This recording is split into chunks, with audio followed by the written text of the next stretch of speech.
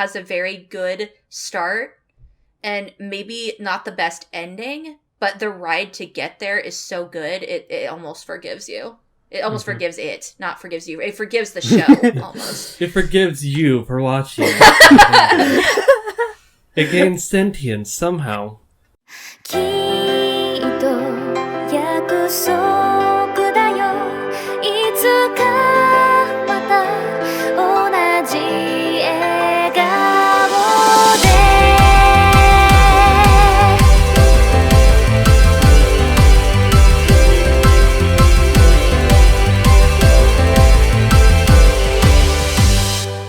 Welcome to the 5th episode of Annie Chatbox. This is our new year. We have a new season. We have new things coming for you, including a new guest that we will soon introduce. But before we get started, I wanted to let you know that you can find us on Twitter at twitter.com/theanniechatbox.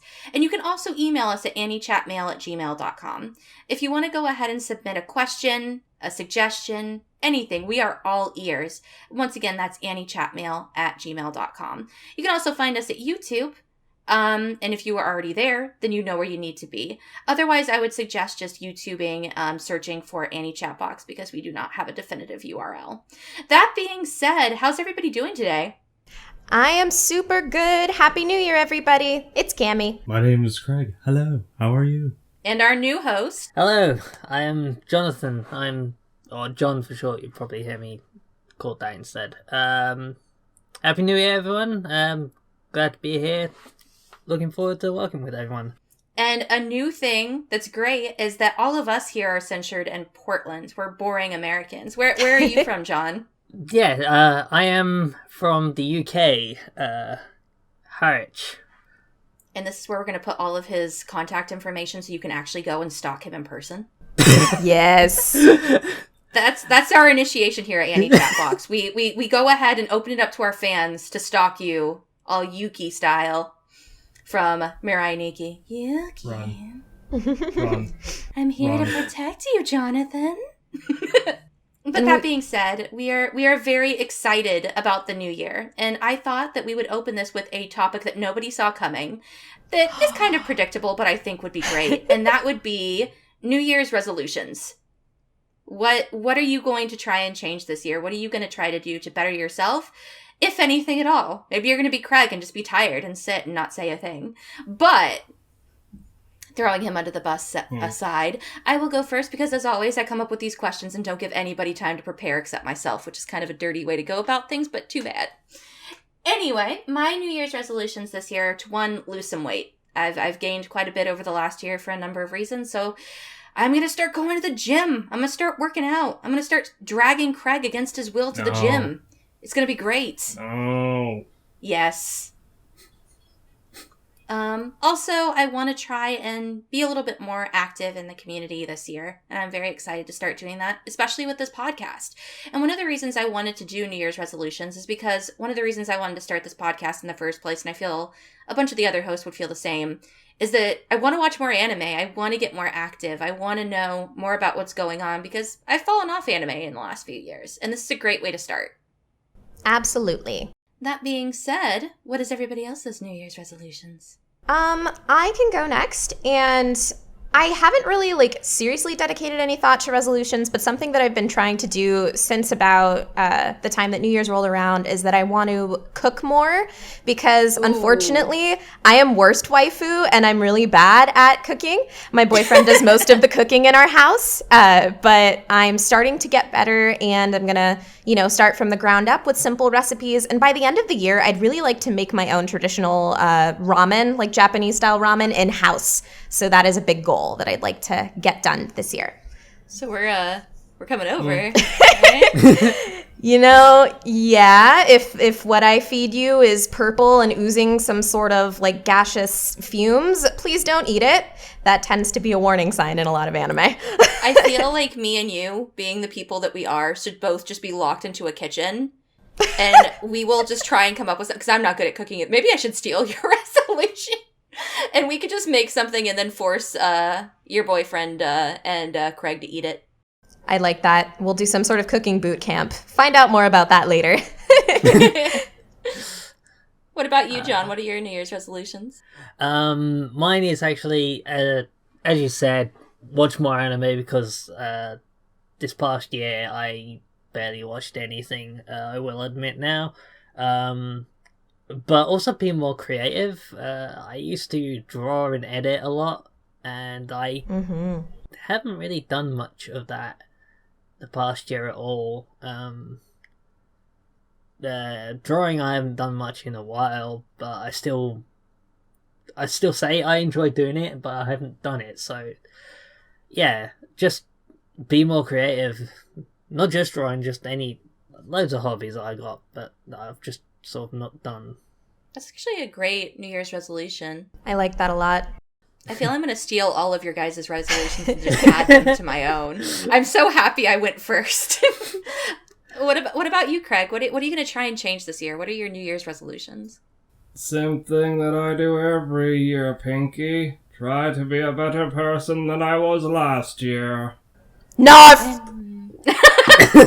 I like it. I was about to say, I I understood that reference. But that's basically it. I mean, anything else, I just try to be a better person than I was last year. Anything else, I'm just like, time flies way too fast, and I'm just like, oh, I could say that I would work out, but I'm lazy as hell. Maybe that's something you could work on this year with me. We'll give it a try. Also, by the way, your New Year's resolution is going to be very hard because, as most of our listeners may not know, but we all here know, despite how Craig tries to behave on the podcast as an aloof a-hole, he's actually one of the sweetest guys you'll ever meet. That is true. I'm a sweet person? What are you talking about? That's a fracking lie. Literally last night we tried to order stuff from Postmates and they got my order wrong, and he immediately, and by the way, Postmates it's very, very convenient but totally overpriced. And he's just like, oh, do you want me to buy you another meal? I know it's not my fault they got the order wrong, but do you want me to spend an extra $20 so you can get different food? Aw. What a jerk. What a jerk. I am just the worst. Also, how is it that they can never get tacos right? I have no idea. Guys, every time we order Taco Bell via Postmates, they get me Supremes instead of regular last night even, I wrote as an extra note in my special order, no Supremes. I wrote it I'm not even shitting you, I wrote it in bold with capitalized letters. All caps. No Supreme. Get them, boom, all of them Supremes. So Craig felt like he was going to die when he ate like 6 tacos. Because I gave Craig burritos, all my food. Tacos, and cinnamon twists. I'm like, God, I am fat and I'm going to die. Oh gosh, but yeah, I think we've all got pretty good New Year's resolutions this year. But instead of looking at this year forward, which we will definitely discuss on further episodes, because we have a lot of new stuff coming for you guys this year, I want to go ahead and look back to the past. The not-so-distant past.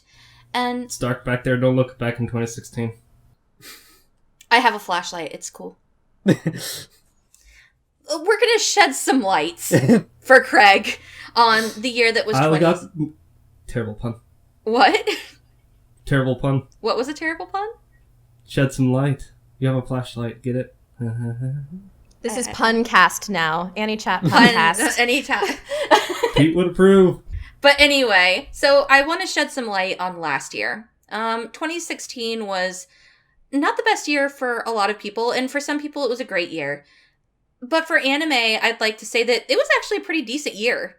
I know a lot of us kind of fell behind in anime, but I feel like this year is what got me back into anime. Mm-hmm. Mm-hmm. And I don't know if the other hosts feel the same, but maybe we'll get around to that. We'll discuss that a little bit more. And that being said, I want us to all reflect on the year, the anime that meant the most to us personally. So this is not a top 10 list. This is not a top 20 list. This is not a top list of anything. We each just picked 5 anime that we felt this year really stood out to us personally. Maybe not even the rest of the hosts, which maybe we'll dunk the other hosts at times because we feel like it. But we all wanted to share animes that stood out to us personally and how they made us feel, and also maybe how they made the other podcast listeners and also us podcast hosts feel. So that being said, we're going to go in a, as Cammy would say, round robin fashion and discuss what meant the most to us this year, and then in terms of anime. Because I said that 6 times. It's great. Anime recommendations of the year. Get excited. Get hyped. Unlimited anime. Unlimited anime works. Yes. So this being a topic that I suggested, I wanted to go ahead and get us started off. Okay, so the first anime that I wanted to talk about is Kotetsujo no Kabaneri, or Kabaneri of the Iron Fortress. And I wanted to talk about this anime because it made a really big splash this year, both controversially and just in general. People either really loved this anime or they really hated this anime. Controversially so because it's done by the same studio that did Attack on Titan, which a lot of people love to call this show Attack on Trains. Yes. I'm not sure if it's lovingly or not, mostly because the controversy is, hey, so where's season 2 of Attack on Titan, bro? Especially because Kabaneri of the Iron Fortress, while in my opinion does stand on its own in its own way, it is very similar to Attack on Titan, and that it is about a post-apocalyptic world, about people who live behind a wall, who are afraid of man-eating beasts that could basically eat them and destroy humanity. And they kind of fight them with what looks like air guns that they fly around in the air, shooting them sometimes in the case of one character, though, not all of them. But they do have to come up with specially designed ways to kill these beasts that are trying to eat them. The difference being that I don't believe in Attack on Titan if the Titans bit you. I mean, because if the Titans bit you, you're dead. They're going to eat you. Mm-hmm. They're gigantic. Whereas the Kabaneri are more like zombies. Yeah. Yeah, pretty much. Essentially. So if they bite you, you turn into a Kabaneri. So there is, I know it's kind of nitpicking for a difference, and I know I made a lot of similarities, but that in and of itself to me is a little different. Because you've got these Kabaneri that aren't really necessarily out to destroy humanity. They aren't free thinking, and I know some of the Titans can be. Kabaneri are just mindless zombies. That are basically out for food. The difference being is that they've got a metal cage around their heart, making them hard to kill. Yeah, exactly. So they have, in that way, I believe in Attack on Titan, it's if you hit them on the back of the neck is where their final point is. Whereas in Kabaneri of the Iron Fortress, it's either one, you gotta cut off their head, which is not easy to do. Because these are fast-moving zombies. They are fucking terrifying as well. So cutting off their head, unless you're Mume, our residential badass, you're gonna have trouble. So you have to find a way to penetrate their heart, which is protected by a metal cage. Which our main character goes about trying to figure out how to destroy, and whether he does or not, I'll leave up to you. But comparisons aside, I do believe that this show is gorgeous, and watching it for the animation alone and the music alone, I'm not going to say would be a bad thing to do. If you are a fan of animation, because it's consistent from beginning to end, it's freaking gorgeous. It's a 12-episode long spectacle of action scenes, good animation, and wonderful music. The story itself also is pretty nice. It isn't anything that we haven't seen before, but for people who are trying to get into anime and love The Walking Dead, they'd probably eat the hell out of this. It's very good. It's got some moments towards the end where I kind of abandoned the fun train. But up until about episode 7, I'd say, I was fully invested. Yep. So that's why I would definitely recommend Kabaneri of the Iron Fortress. It's not the best show of 2016, but it definitely stood out, and I think it deserves a chance. Are you excited for season dos? Season dos never. I mean, think about it. How long did it take for them to get out Attack on Titan Season 2, which is coming out literally this year? I don't even remember when the first season aired. 2015, right? Oh, God, dude. Kabaneri? Kabaneri came out this year. No, I said Attack on Titan. Oh, so Attack on Titan? That show came out when I was still in college. Yeah, somewhere around 2014, maybe. So. I mean, we could look it up. Sure. Let's take a look-see here. I feel like I'm going over time here, but I'm just curious. It aired in April 7th of 2013. Okay, yeah, so that's 4 years. Yeah, that's a long time to wait for a sequel. I'm in the Durarara fandom, so I know what it's like to wait for a sequel. And it actually ended. It did, but it took them, I think a good 6 years to come out with Durarara 2. Or whatever. So Kabaneri of the Iron Fortress, while I am very excited for a season 2, I'm not sure what they would do with it. I just hope that they have a little bit better of execution with their plot, if it does continue. Nice. All right. It is pretty to look at, so. Oh god, yes. Yeah, I didn't see very much of it, but that was the first impact was, oh my god, this animation is godly and it's so pretty.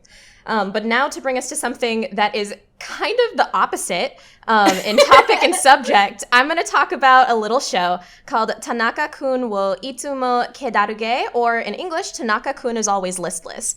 So this came out the same season that we had a show called Sakamoto desu ka, or Have You Heard I'm Sakamoto? And both of these shows had a really weird plot where it's just a person and they have this personality trait. So where Sakamoto is just a flawless human being, Tanaka is a high school student, just your average one, but he is incredibly lazy. He is a champion of sleeping and relaxation. And it sounds like the most boring thing you could possibly imagine, but I went in and watched it, and it was honestly one of the most charming comedy series that I've seen in, I think, years. So is Tanaka-kun me then? But even more so. The ridiculous amounts of ways that this kid commits to his laziness is insane. Commits to laziness. Isn't that an oxymoron? Yeah, no, it's crazy. Just to give a quick example, there's one day that Tanaka-kun comes in to school and it was raining, and he comes in soaked, and they were like, why didn't you take your umbrella? He was like, I figured rather than having to go back home after I went out and get my umbrella, I figured I could just dodge the raindrops as they fell one by one, but it didn't work very well. Yeah, so this kid just goes to ridiculous means to be lazy and live his lifestyle, and you're introduced to a lot of his other friends, and all of them have their own little quirks as well. They may start off as what you think is a stereotypical anime trope, but the dedication and way that they're expressed is so charming. I loved all of the characters. I love the setting. This show just made me feel happy inside and made me laugh in ways that I never expected every single episode. It's also a short show, only about 12 episodes, and I definitely say give it a watch. If you like comedy anime similar in vein as Azumanga Daioh, you'll definitely know what you're going to be in for here. And yeah, I totally recommend watching it. It might not be for everybody, but it's definitely worth a chance. I hate how good you are at selling anime to people. I actually really want to watch this now, yeah. Oh, please do. Please. All right, that means Craig is next. So listen, let me tell you all about Taiwanese puppets. Now wait, before you say, Craig, this is an anime. This transcends anime.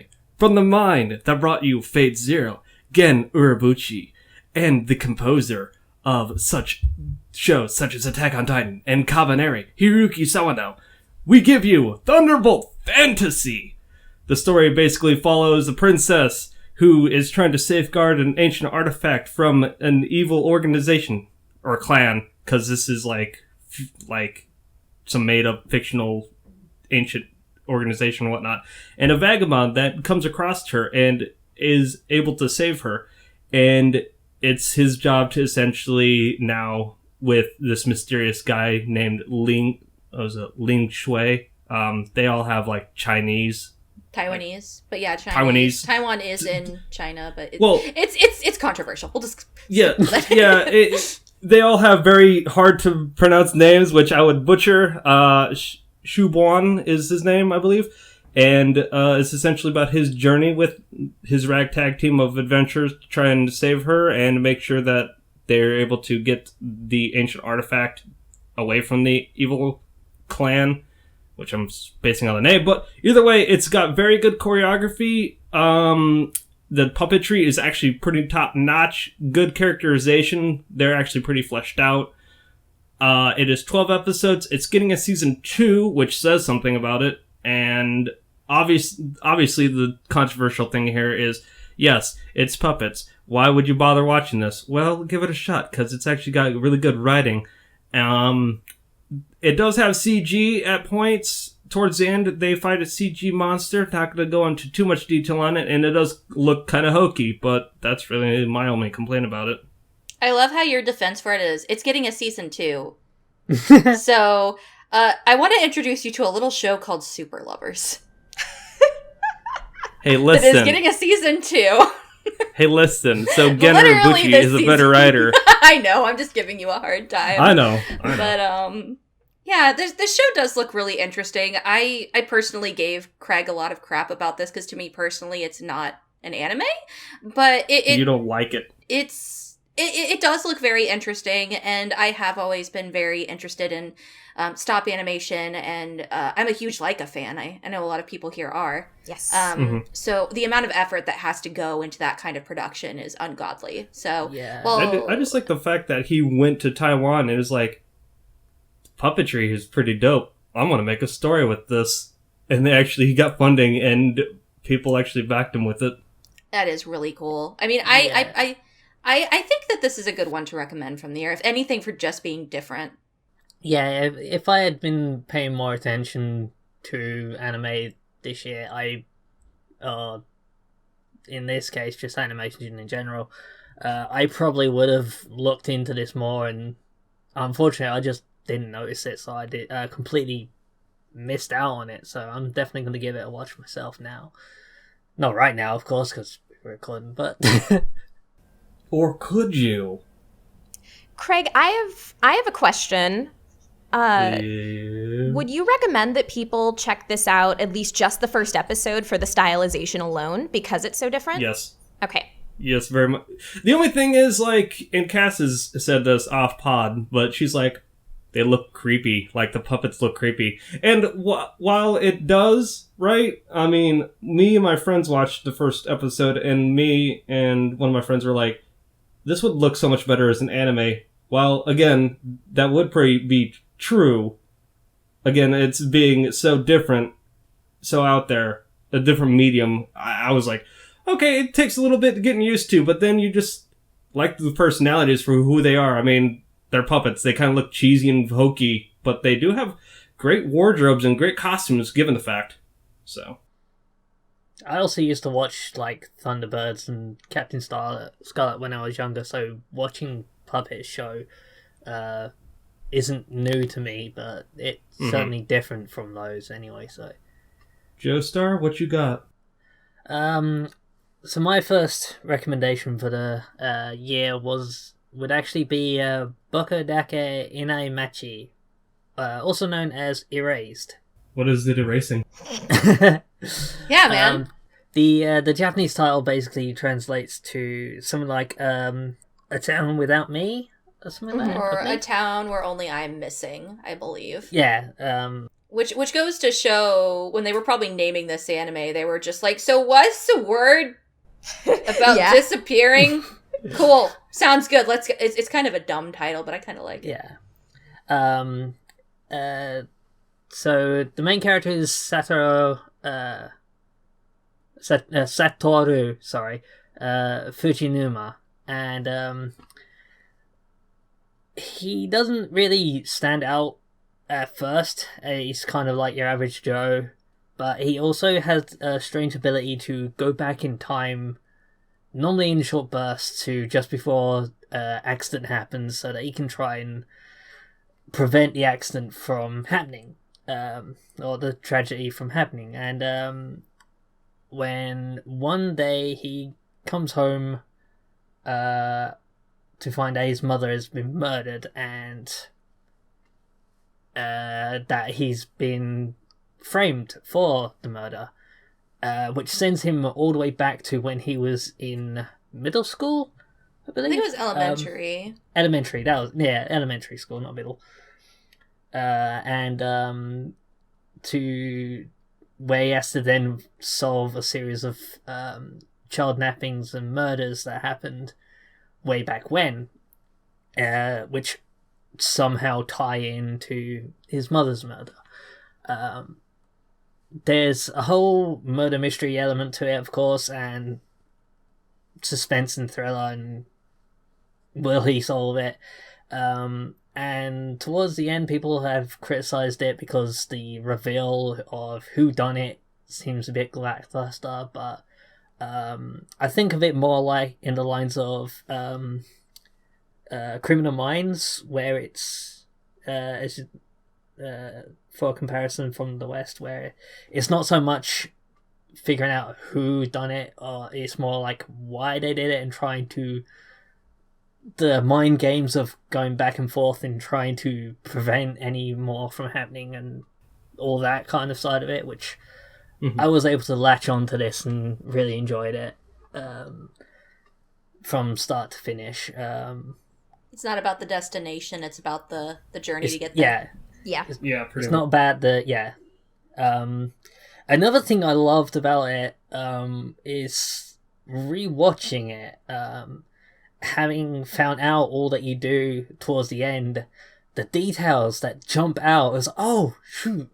And things you would have missed, but now that you're looking out for them, you see them, they are there. I love those parts of it. So, yeah, that's why it gets a huge recommendation from me.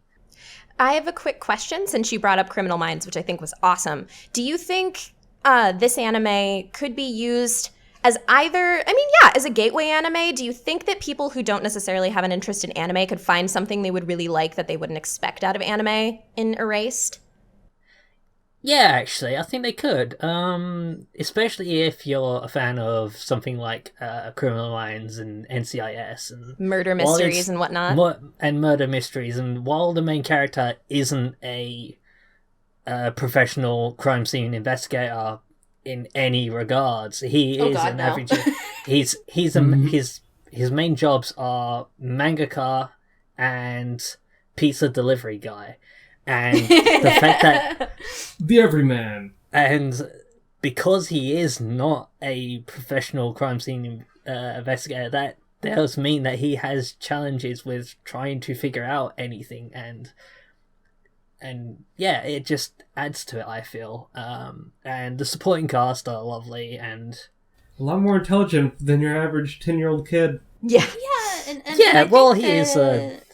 he is effectively an adult mind in a child's body, so which is also something to not really read too much into with regards to certain scenes, but Well, I think it's also great about this show, just to hijack for a minute, I loved that this show really tried to tackle some difficult issues that a lot of anime may shy away from. Yes. There is that side of it too. Yes, great point to bring up. Not something I think we should really spoil. No, not at all. I'm just saying it. That's what drew me in, is that how real and real they dissect some of the problems that they present in the show that either anime and in a lot of cases media try to completely ignore or do not necessarily represent in the best way. Yes. I think we'd say universally, because all of us have seen this. Would you guys say this is kind of a universal recommendation? Oh yeah, totally. Yeah. From all of us. Yeah. It's gorgeous too, by the way. It's freaking pretty. And the opening endings are great. They are. So I think all of us would recommend this show. I honestly would say, much like Kabaneri, it has a very good start and maybe not the best ending, but the ride to get there is so good, it almost forgives you. It almost forgives it, not forgives you. It forgives the show, almost. It forgives you for watching. It gains sentience somehow. You don't feel like you wasted your time. Yeah. That being said, is there anything else you wanted to say about Erase, John?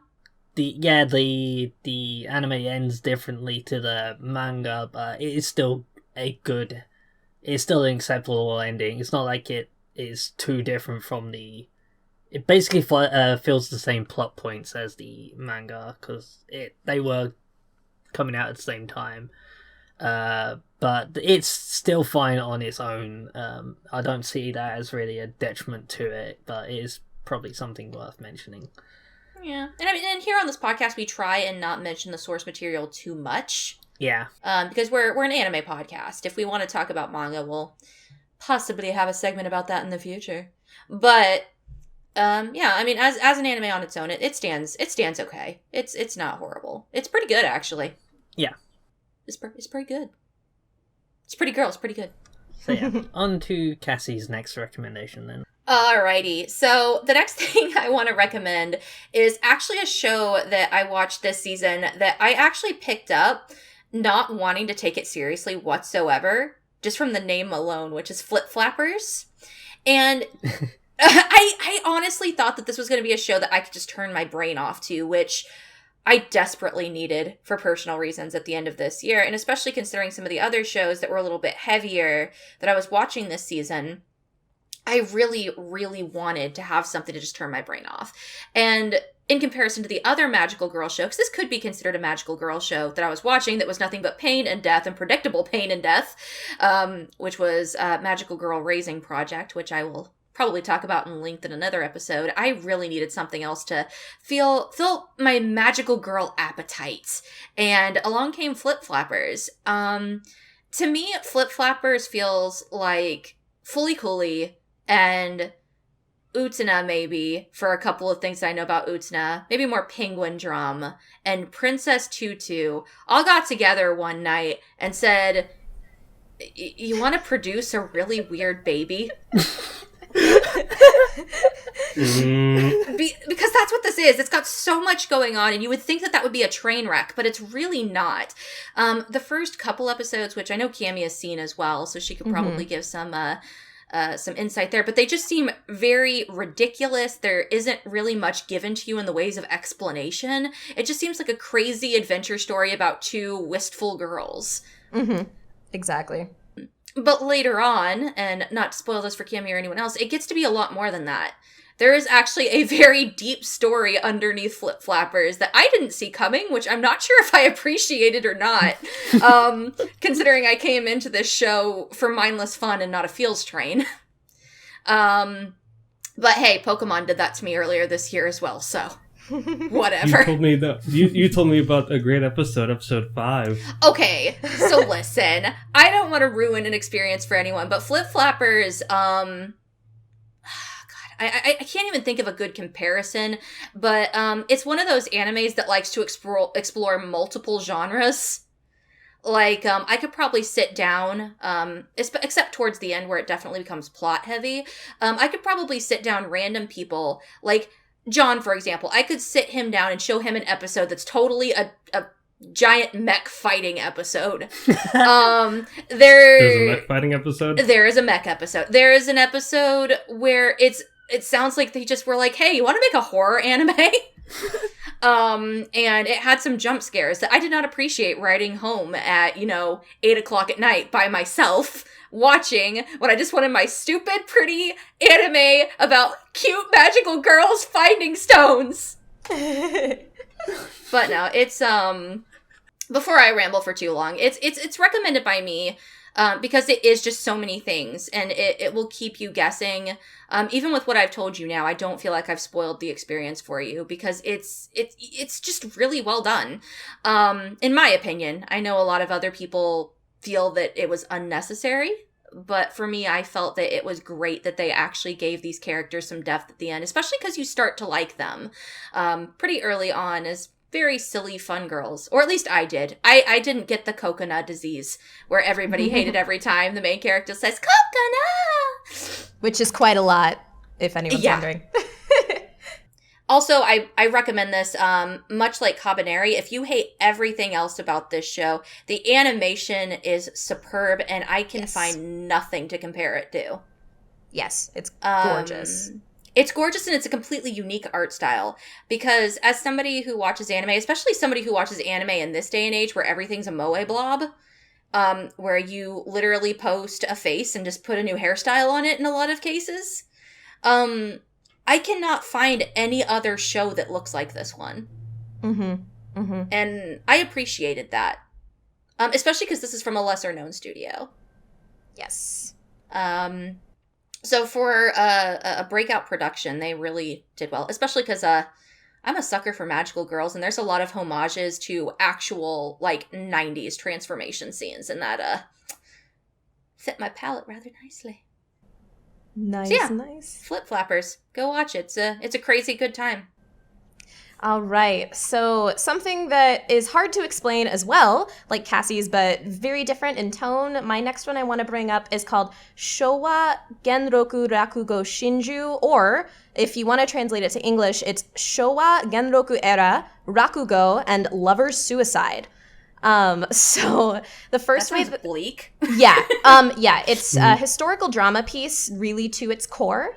And the title is very accurate in many ways. But again, as some people have mentioned, it's the journey more so than how you get there, or the chances that when you get there, it's incredibly rewarding. So this show focuses on a Japanese performance art called Rakugo, which has been around for since maybe like the 1200s is when it originally started.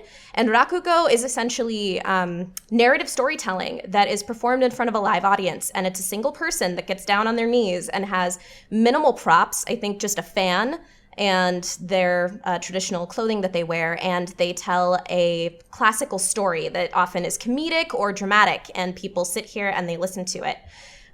This show is so steeped in its culture and its setting, obviously historical Japan. It's almost hard to get into. You really have to commit to watching the show, or at least I did. There's a lot of terminology that's thrown around. They don't lay it on you nicely. You have to kind of be willing to learn things as you go. But it is a story about basically this man who's about 80 years old, and he is one of the most well-esteemed Rakugo performers. And then you see this guy who is just getting out of jail, ex-convict, it's pretty fun, and his life got turned around because he was inspired by the Rakugo of this previous performance artist. So as soon as he gets out of jail, he says, hey, I want to be your apprentice, please let me be your apprentice. And this prestigious Rakugo performer says no. Then after a little bit of wheedling from the ex-convict, he says yes. And then promptly after this first episode, it goes into an extended flashback for the rest of the show. And you see this prestigious Rakugo actor's life and journey that he had. He is also voiced by one of my favorite seiyuu ever, Akira Ishida. So that made it really fun for me. This man is incredibly talented, and he's able to voice this character from boyhood up to about 80 years old seniority. And it's incredible. This show definitely, if you appreciate voice acting, or even if you don't, you are going to learn to appreciate voice acting, because it is the crux of the context of the show, but also you see these live Rakugo performances and they are just a sight to behold. It's really worth watching. Like I said, the show is not going to appeal to everybody, and it didn't really appeal to me at first, but something keeps you going with it. And yes, it is incredibly dramatic, so if that is your cup of tea, you are going to be satisfied. And it's dramatic in the way that characters are believable, but you don't always root for them. They're very flawed. And while that made me angry sometimes, as there were characters that I hated, it's also appreciation to its craft. It's that the show is incredibly well written. And it has season 2 now this year, so that's more merit to its success. And if you're anywhere in the YouTube anime critic sphere, you'll find a lot of people have been trying to get this show more attention. It is on Crunchyroll, so I say go give it a watch. Again, I hate how good you are at promoting anime. That was a mouthful, sorry. Oh, no. I mean, I have heard some good things about the show, and like you said, a lot of critics acclaim this, and I've listened to a couple other podcasts that have really said that this is a standout show. So. Yeah, it kind of got swept under the rug, but it's definitely worth giving a shot. Heck yeah. All right, Craig, what's next on your docket? So, next on the docket, from what I'm seeing here, is Keijo. I talked about this on the pilot episode, basically. Premise,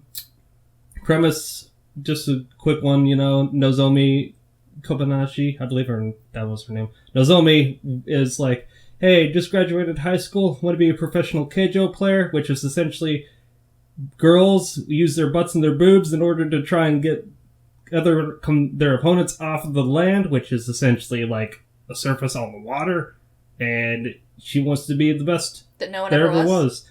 Yeah, and be the queen of Keijo, and essentially make all the monies. So basically, after watching all of it, I can recommend it based on its ridiculous nature of it. I mean, it's not the greatest and most in-depth thing, much like any sports anime. It's like, oh, you have the rivals, you have other characters that have their own special skill sets. They form teams, they have to compete against other teams, and they have wins and losses and whatnot. I mean, there's a girl that has Gilgamesh's powers from Fate Stay Night, so it's ridiculous in that aspect. The main girl has the power to, like, manipulate air with her butt. Vacuum butt cannon! Essentially. Yeah. So, I mean, I still recommend it. People call it the savior of anime. In the most dumb way possible. People call Kill la Kill the savior of anime, Yes. alright? Hey, listen. There's always going to be one, is what I'm saying. There's always going to be one that people latch on to. Mm-hmm. And, yeah, it's supposedly, I hope it gets a season 2, because it leaves it off in a way it's like, we can do more. I'm like, I want to see more. Let's up the ante even more, because by the end of it, it was past 11 in terms of ridiculous factor. Yeah. Cass, what do you got? What do you think about this? Because you watched it with me. Yeah, because other than John, we watched the first couple episodes last night. I actually picked up this show as a joke because I wanted to make fun of it. And then I ended up watching the entire show weekly with Craig. And I can say I can still make fun of it. It's stupid. It is really, really dumb. It is one of the dumbest shows that I have watched in a long time. But it's endearing. And that's what I'm getting to. Like, I did not expect to like it. I thought it was going to be stupid in the way that I watch fan service anime most of the time to laugh at and just see boob jiggle. Mm-hmm. There is a severe lack of boob jiggle in this show, except for when they're attacking. Wow. For a show that presents itself as a fan service anime, I've seen much more fan service in shows about high school. Mm-hmm. Yep. They actually take this sport seriously, and that makes it even more ridiculous.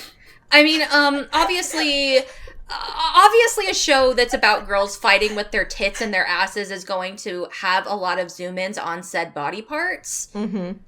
But they censor with power energy.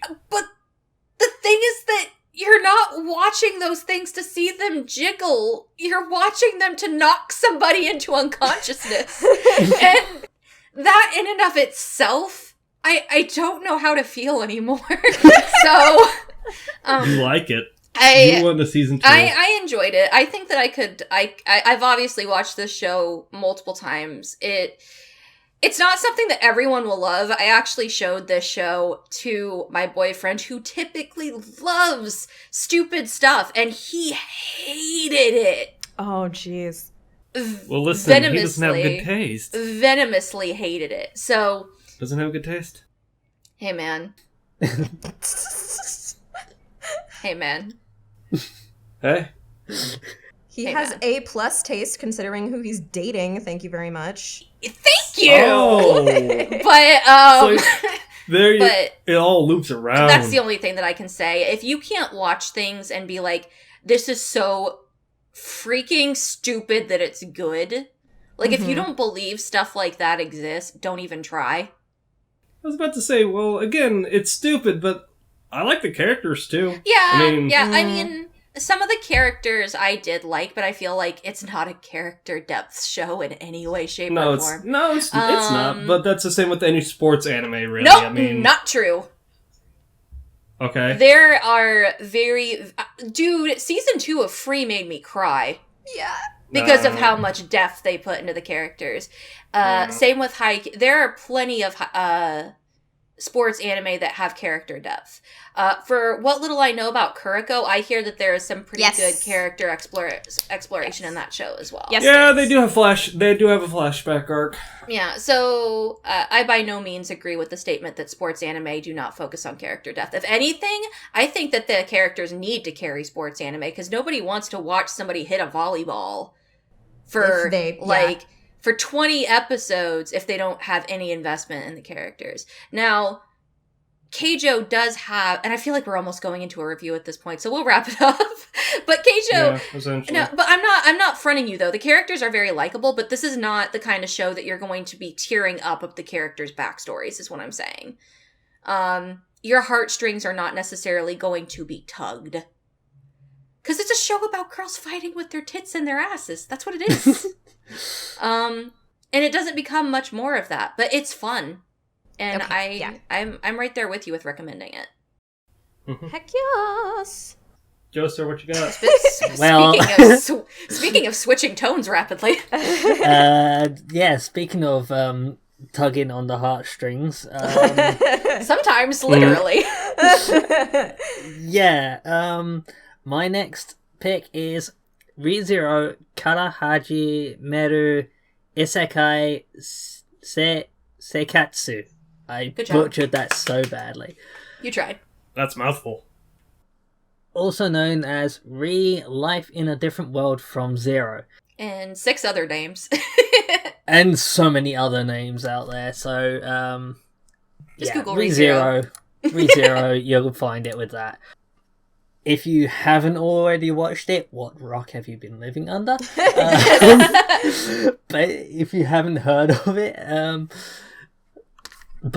if you haven't, I do say just give it a couple of episodes to watch because it starts out slow, if I recall. Kinda, yeah. But the premise of it is interesting enough. You've got the main character is Subaru Natsuki, who literally coming home from shopping at a convenience store, suddenly sort of gets a bit dizzy, opens his eyes, and finds he's now in a crowded street of a fantasy world city, and through various happenstances ends up getting involved with this mysterious white-haired girl, and by the end of and then trying to help her out, ends up getting killed and waking up in the spot where he first appeared, or not too far from it. Like, what the hell? Because anytime he dies, he gets sent back to a previous spot, sort of like a save point in a video game. Save point, the anime. Yes. Suffer porn. It's also been dubbed Suffering the Anime, but we don't want to get into that too much. I won't get into that too much because that starts to get spoiler territory, but there are so many likable characters in this series. Can't really think of anyone that I was like, no, screw this guy, he can go die in a fire. And although Subaru, he does eventually get on your nerves, that's kind of the point. He's not supposed to be the most likable character in the series, but the other characters make up for it, and then you have the biggest heartthrob in the series, in the form of Ren, and best girl. Not too many spoilers now. I'm not going to go into why or what happens. I have to admit, when I first went into the series and I saw Rem, I was like, okay, she doesn't seem like anything special. I was bawling my eyes out over Ren towards the end, and instantly, no. I have a quick question, actually, and maybe everyone who's seen the show can chime in. Can we say that again, without saying anything regarding her, do you guys still think this would be as good of a show without Rem? I think it would. Or does Rem make the show? Yeah. This almost feels like a review question. But I guess it's that, could you recommend it besides Rem. Yes. And I think so. Yeah. Yeah, because I feel like at its core, and not to hijack it from John, but I feel at its core, because the thing that I liked least about ReZero is lack thereof of a plot. But because that's the thing, like, if you're looking for a deep, deep story, and maybe we'll get this more in season 2, but if you get in one, ReZero is more of a character study than it is anything else. And I believe that while Rem and several other characters add to this character profile, it couldn't exist without the main character. Everybody else could be gone and replaced by somebody else, and what he would have to experience in that world would probably be very similar, in my opinion. Yeah. So, and that's what I loved most about the show, because I'm going to be honest, I wasn't on the Rem train until much later. Yeah, I fully agree with that. As much as great as a character Rem turns out to be, and as much as I can't try and think of the series without her in it, even if she wasn't there, I was still fully engaged before she was even introduced. Yeah. So that's good. I guess I feel like the population as a whole, not what we've been saying, but I feel like ReZero's gotten the reputation of basically Rem is the central reason why the show is good, and I think it's important to recommend it on all of its merits beyond a single character is all. Which I think that, you guys explained well. It's because, well, honestly, it's because she gets the most screen time. Yeah. That's why. And the most development because of that. Yeah. But I feel that there are other characters that really stood out. Yeah. That while do not come into the spotlight as much as Rem, I love just as much. Yes. Like Wilhelm, for example. Yes. Oh, yes, Wilhelm. He doesn't get nearly as much screen time as her, but I loved him just as much, if not more so. So, yeah. And I mean, I don't want to talk... I feel like we're almost getting into a ReZero review at this point. Yeah. More so than a recommendation, but... I will say it's got pretty good, pretty high animation quality, and it's consistent. And yeah, I give it a high recommendation. Actually,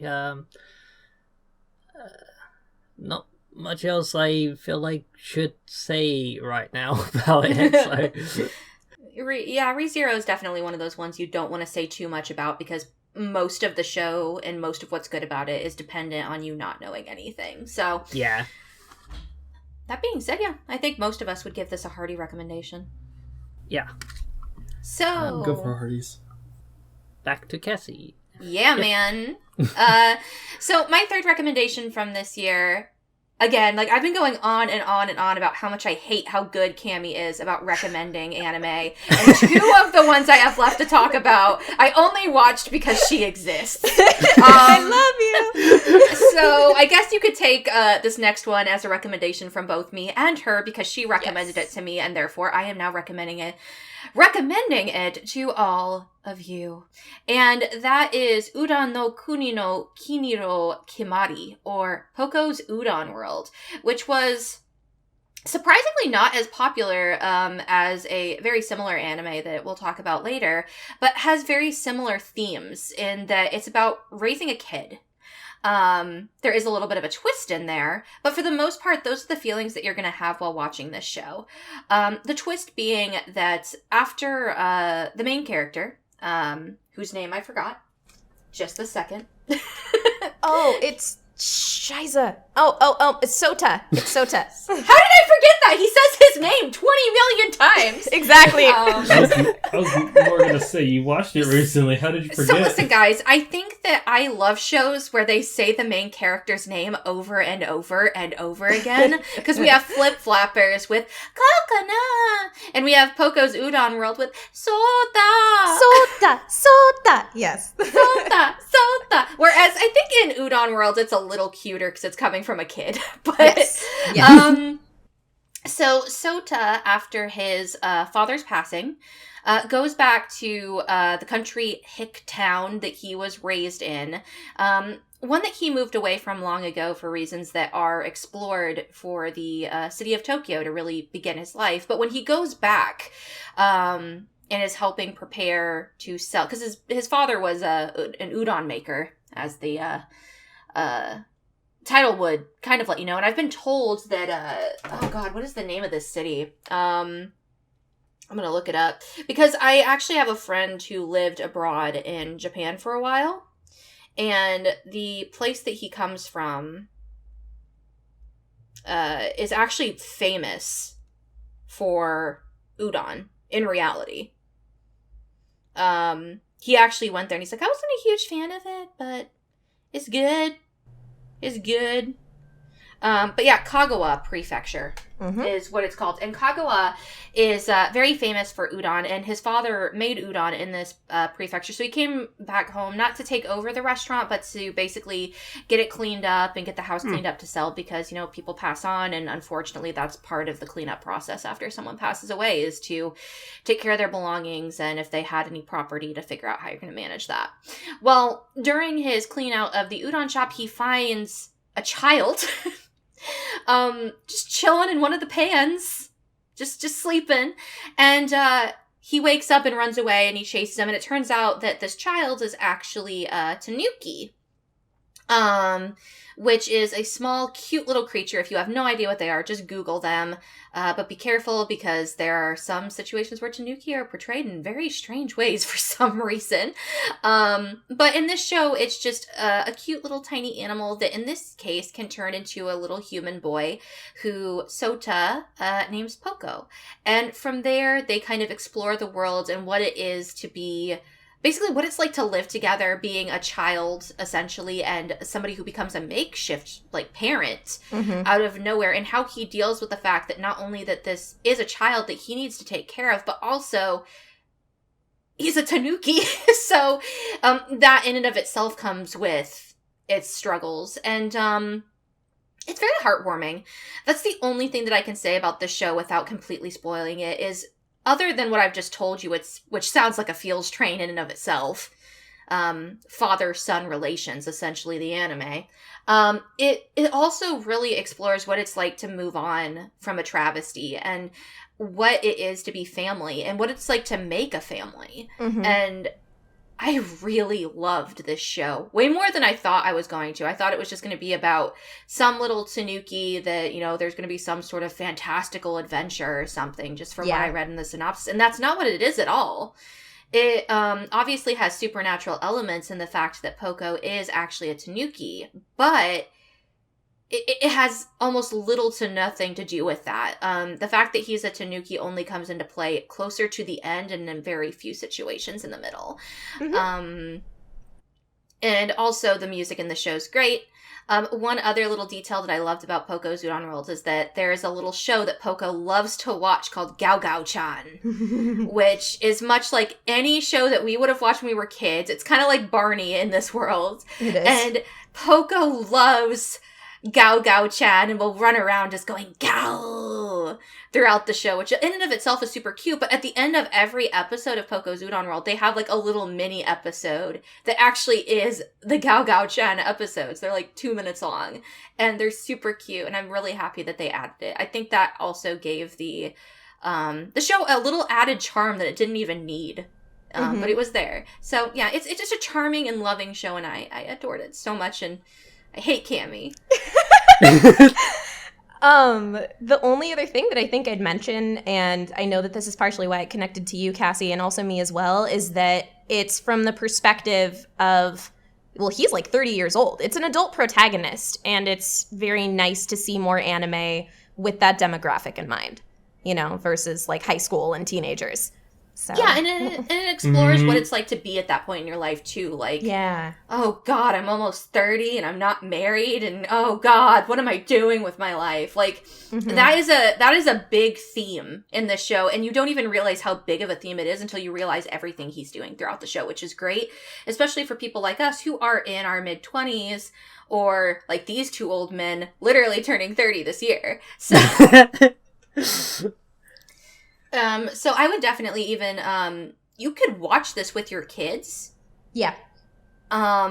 it's almost like a Disney movie in that fact that you can watch it and children will love this because it's super cute. There is absolutely no fan service in this show. It is just a nice slice of life at its core, and children will love it for Poco, but you will love it as an adult for the themes that it so intricately and subtly weaves through. It's a good show. Mm-hmm. It is. Your descriptions kind of reminded me of a mix of Usagi Drops and Wolf Children, so...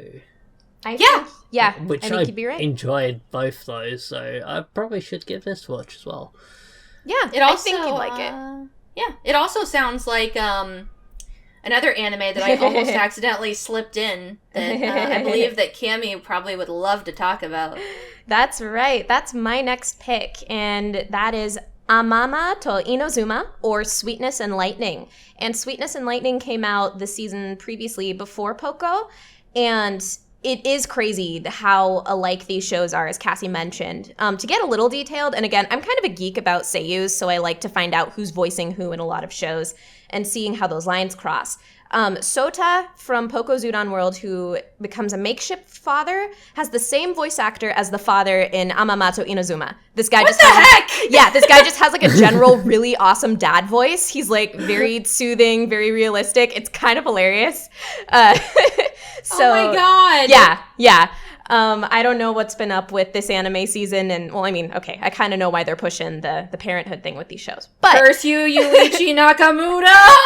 Yeah, he is great. And then for another funny Seiyu tie-in, for anybody who's seen the show Barakamon, which I also think shares these sort of themes, Barakamon was very successful because it had a genuine little girl who was like so charming and spunky, voicing the little girl in Barakamon. And guess who voices the little girl in Sweetness and Lightning? I'm done with life. I'm freaking done. So A+ cast in Sweetness and Lightning, and it really is a show where there's this continuum, I feel like. You could put Usagi Drop, Barakamon, and Poco's Udon World, and Sweetness and Lightning on this continuum that's if you like one, you're gonna find something that you're gonna like about the other. So yeah, just keep that in mind. I think that all of them are worth a watch. Sweetness and Lightning focuses on a widowed, that's the word I'm looking for, a young widowed father and his, I think she's like 6, his young daughter. And he's only become recently widowed, and this father has always been just kind of the bread maker more than anything in his family. He's never had to cook, and now you see where they are now, where he is trying his darndest to be there for his daughter Tsumugi, and you could tell that he loves her, but he doesn't know how to cook. In the first episode, you see him making her all of these little instant meals, and she kind of just subtly expresses, she's like, you know, I miss the food that Mama made. And so then something sparks in our main character, and he wants to give his daughter a well-cooked meal. Along the lines, they run into a high school student named Kotori, whose mother owns a restaurant. And Kotori says, come on by, like, let's give you a good meal. And so the father and Tsumugi go to this restaurant. They find Kotori by herself, and you learn that her mother isn't home very often. And Kotori's not a very good cook either, but she says, I want to make something, you know, for your daughter. So they start out and they make rice. It's just white rice, but it is delicious, and they put love and their time into it. And you see that Tsumugi really, really loves this food that's being homemade. And so her father says, you know, I want to start learning to cook more. Kotori, the student, says, you know, will you come and cook things with me? And basically, there you go. It's this collection, it's this gathering of these people that find a sort of family within one another, and it's centered around cooking and the food that they make each week. So there's the sweetness in the title. This show is precious. The Tsumugi, the daughter, is one of the cutest things in existence, and if you are not utterly charmed by her within the first 5 minutes that she shows up, I think there's something, maybe your heart's a few sizes too small. So this show has excellent production. It's beautifully animated. The music is cute and light. The plot just can hit you in a really nice emotional place. And again, if you're like me and you are a little hesitant to cooking, you can find a lot of relatability in the couple main characters.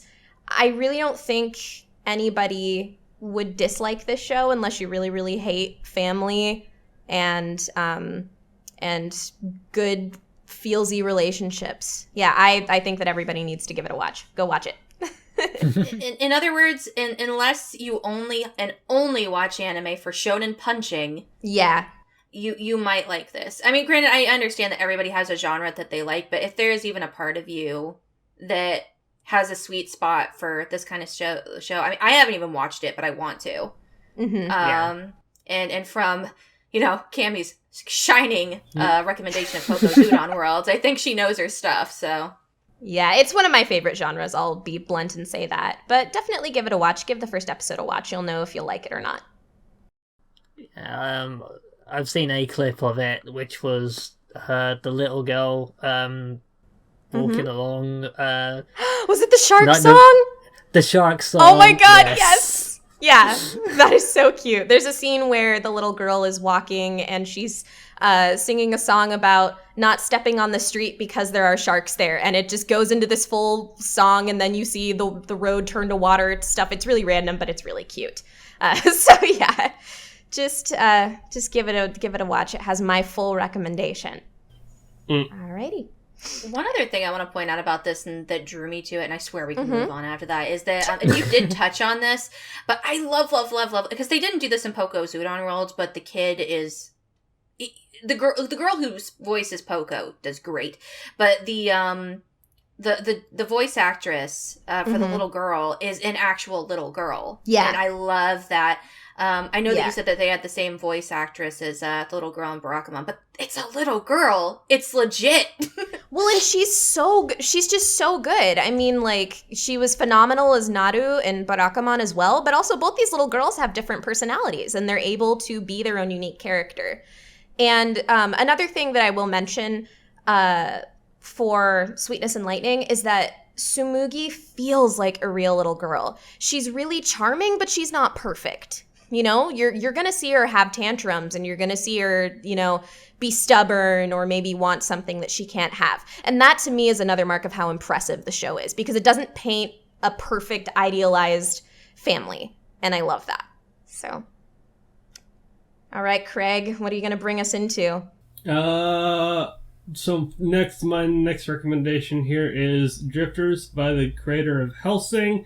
Basically, I was drawn to this. I was on Funimation's website, and I saw it pop up under the dubs, so I was like, oh, why not? Give it a shot. The basic premise is you get a whole bunch of, figures from history, and they're all, killed, obviously. So you got, the main character is Shimazu Toyohisa, you got Oda Nobunaga, and, Koichi, or Yoichi, famous figures from Japanese eras and periods and whatnot, all go die in various ways or another, and are all transported into this hallway by this guy behind a desk who's got, these weird spiral eyes. It looks like an accountant. Either way, he transports them to this fictional world, kind of like some poor man's Berserk sort of thing, where dwarves and elves and whatnot are there, and they're all enslaved.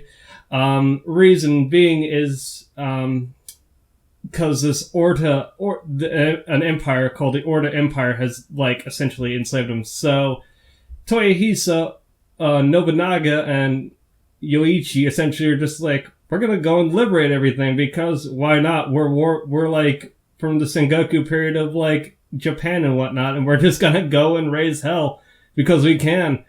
And they eventually meet more drifters, which are the people from various periods of history. They meet Butch Cassidy and the Sundance Kid. They meet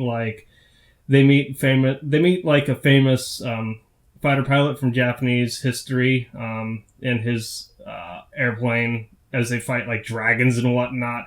But ultimately, the point of the Drifters is to fight the Ends, which are the negative version of the Drifter, which are famous historical people like Jeanne d'Arc, Rasputin, essentially people that essentially were filled with malice upon their death, and they got resurrected with like a supernatural ability or a power, magic, what have you. And they serve the Black King, which no one knows, but he has apparently the ability to essentially command things at his will, create things on the fly. And the difference being the Ents have the magic, and the Drifters obviously use technology from their time periods, gunpowder, guns, and swords, whatnot. It's basically a battle royale in medieval, Berserk-esque medieval time, and I honestly was like not expecting to really like it, considering I'm not the biggest fan of Hellsing, mind you. But I wound up coming out of it, I was like, cool, it's going to be for season 2. I actually can't wait to see what happens, because Toyohisa and Oda Nobunaga are actually pretty cool characters in this show. Nobunaga, also known as the Japanese historical character that must appear in every anime. Yes, that is also a staple, for whatever reason. And it's... I haven't seen Hellsing, so he's got, like, bits of comedy. Obviously, kind of like a Full Metal Alchemist, where they make chibi-looking figures and they have the weird-looking faces at various points for comical effect. So, it's not all blood and guts and fucking... But there is a fair share of that, right? Yes, isn't it pretty violent? Yeah. There is, but I mean, it's like, dang, they're getting beat the crap up. But also at the same time, dang, Toyohisa's killing guys left and right, but I like it because he's a cool character and he's fighting this guy that uses fire. Alright, cool, I like it. So my boyfriend is a total history nerd, and you already obviously know him. But that's one reason that Fate is one of his favorite shows, because of the like cameos of heroic spirits. Yeah. So do you think that Drifters could attract him in the same vein as far as having like the historical figures? I believe so. Like I said, I believe it's not necessarily as deep as Fate or Fate Zero, mind you. It's just, like I said, literally, they get transported to this world and they're just like, oh, okay, elves speak this language we don't understand, but they're obviously being oppressed by humans because fucking whatever. And the humans took the elves' wives back to their castle to do unspeakable things, and Toyohisa gets pissed the fuck off, and he's like, well, I guess more of the question is, without going too much into just describing what happens, like, are these characters that just have the names of historical people, and basically they don't really they might slightly nod to who they were, but then they are completely out of character? Because I think that's one of the things that draws people to Fate, is that they try their best to give the champions, or whatever you want to call them, I can't remember, heroes, the servants, there we go. The servants, the actual personalities of the people that they might have been. Like, is that actually a thing in Drifters, or are they just namesakes and namesakes alone? I would, yes, I would say so. I'm not exactly sure who Toyohisa is in previous times, but Nobunaga obviously is a schemer. He, like, obviously is just like, I'm going to use these to essentially overthrow this entire country and run it myself. Ha ha ha ha.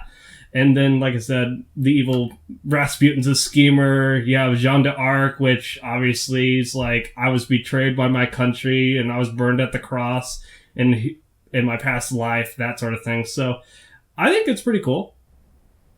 Awesome. I'll keep that in mind and recommend it to him. Yeah, those sound, from those slightly vague descriptions, kind of spot on from what I know about those historical figures, from what I've managed to come across of them. Mm-hmm. So I would say it is one that I've been meaning to watch. Another one that I've been meaning to watch now that I've actually gone back and looked at what was out this year. But yeah, unfortunately, I never actually watched it myself, so... Mind you, like I said, never watched Hellsing, and I didn't care, and I thought this would be crap, so I just kind of took a gamble on it, and I was like, oh, it's actually not that bad. All right. I also did quite enjoy Hellsing, so... by all means, should enjoy this, so... Speaking of things you enjoy, Joestar, what you got? My next pick is actually somewhat controversial because it was brought up in a previous episode before I was here, and everyone's opinion of it was boring. And I was listening to the podcast and I couldn't help but sit here thinking, but I like the long talky scenes. And what is this show? It is Shumatsu no Izetta, or Izetta the Last Witch. Yeah, I will straight away admit it's not for everyone. If you can't handle the longer, slower, more talky scenes that do crop up, I won't say very often, but often enough to drive people away, then yeah, it's not going to be for you. But as I said, I really liked those scenes because they were...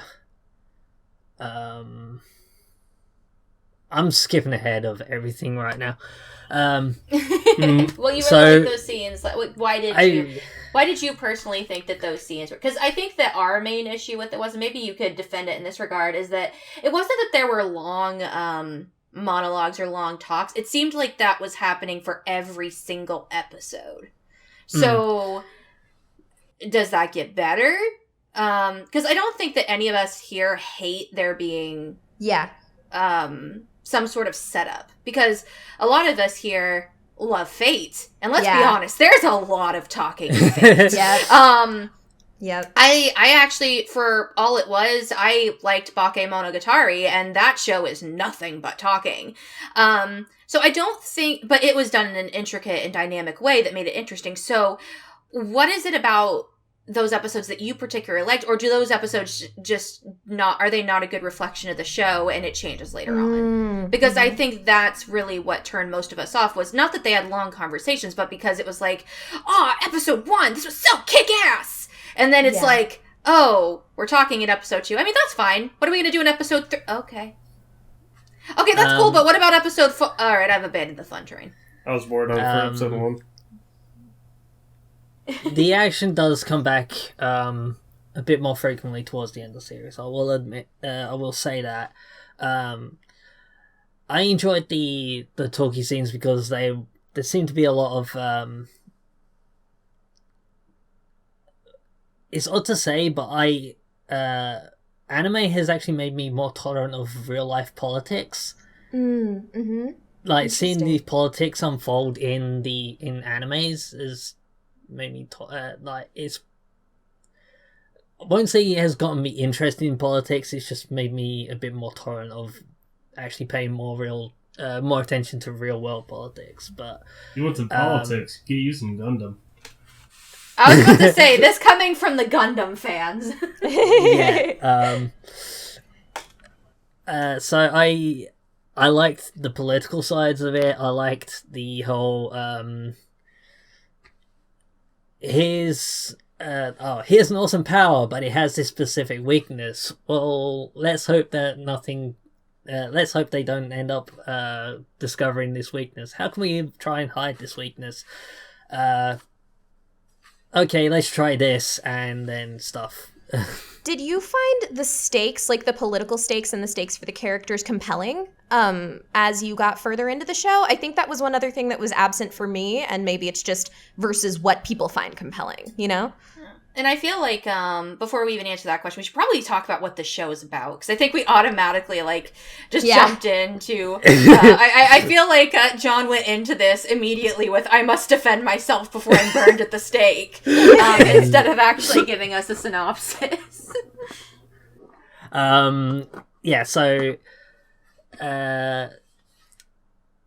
we follow Princess Fina, as she's you mean Princess Fine? Dumb joke. As she struggles to try and step up to the plate of leader in her small country in a Elistad. Which is set sort of in a... It's sort of World War II era kind of world, but like a fictional version of it.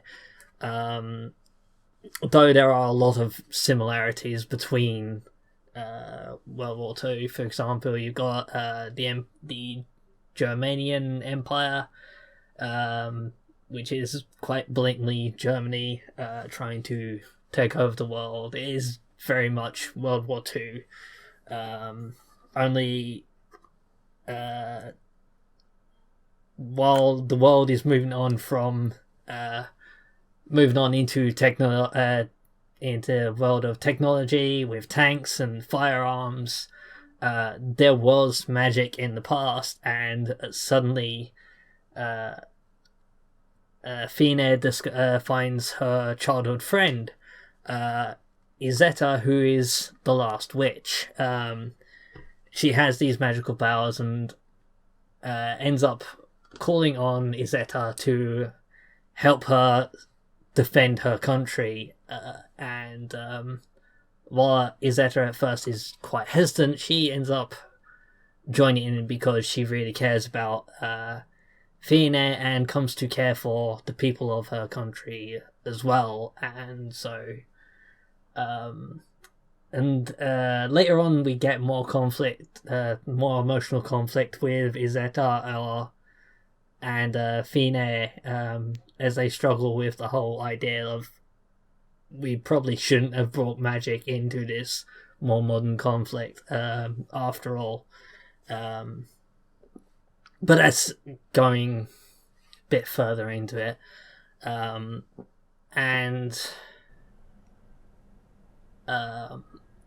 Their relationship is cute, right? Their relationship is very cute. Mm-hmm. It is also very Yuri baity.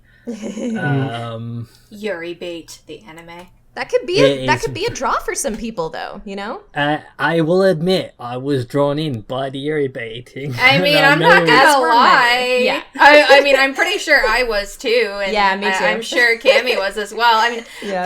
I didn't know anything about this show before I tried to give it a chance, except for a really pretty promotional poster that I saw. Yep. And I was like, oh, this looks like Yuri bait. I'm gonna watch the first episode. Yeah. There is a scene towards the end which has implications, but yeah, they don't really. It doesn't explore a Yuri relationship or a it doesn't Drango really. relationship. I mean, it doesn't really explore it now. But at the same time, that's almost okay because I feel like this show, for what little I saw of it, was more about war and its effects and basically what strategically is good in war. And actually, just to point out something you said before, I know you said at first that Izetta seemed really hesitant. I think it was Fine, actually, that was hesitant to use her magic. Yeah, it was more... Yeah, it was more Fine being hesitant. Although she does... Izetta does have flashbacks to her grandmother telling her you shouldn't use magic, especially not in... to the benefit of regular humans. And it does get explained a bit more why her grandmother has those views, and they do explore that more, and unfortunately the first few episodes after episode 1 do get very slow. Is there a part where it picks up maybe then later? Or is it more of the same? Yeah. I mean, you can be honest here. We won't burn you at the stake, I promise. Yeah, no. It sort of goes back and forth.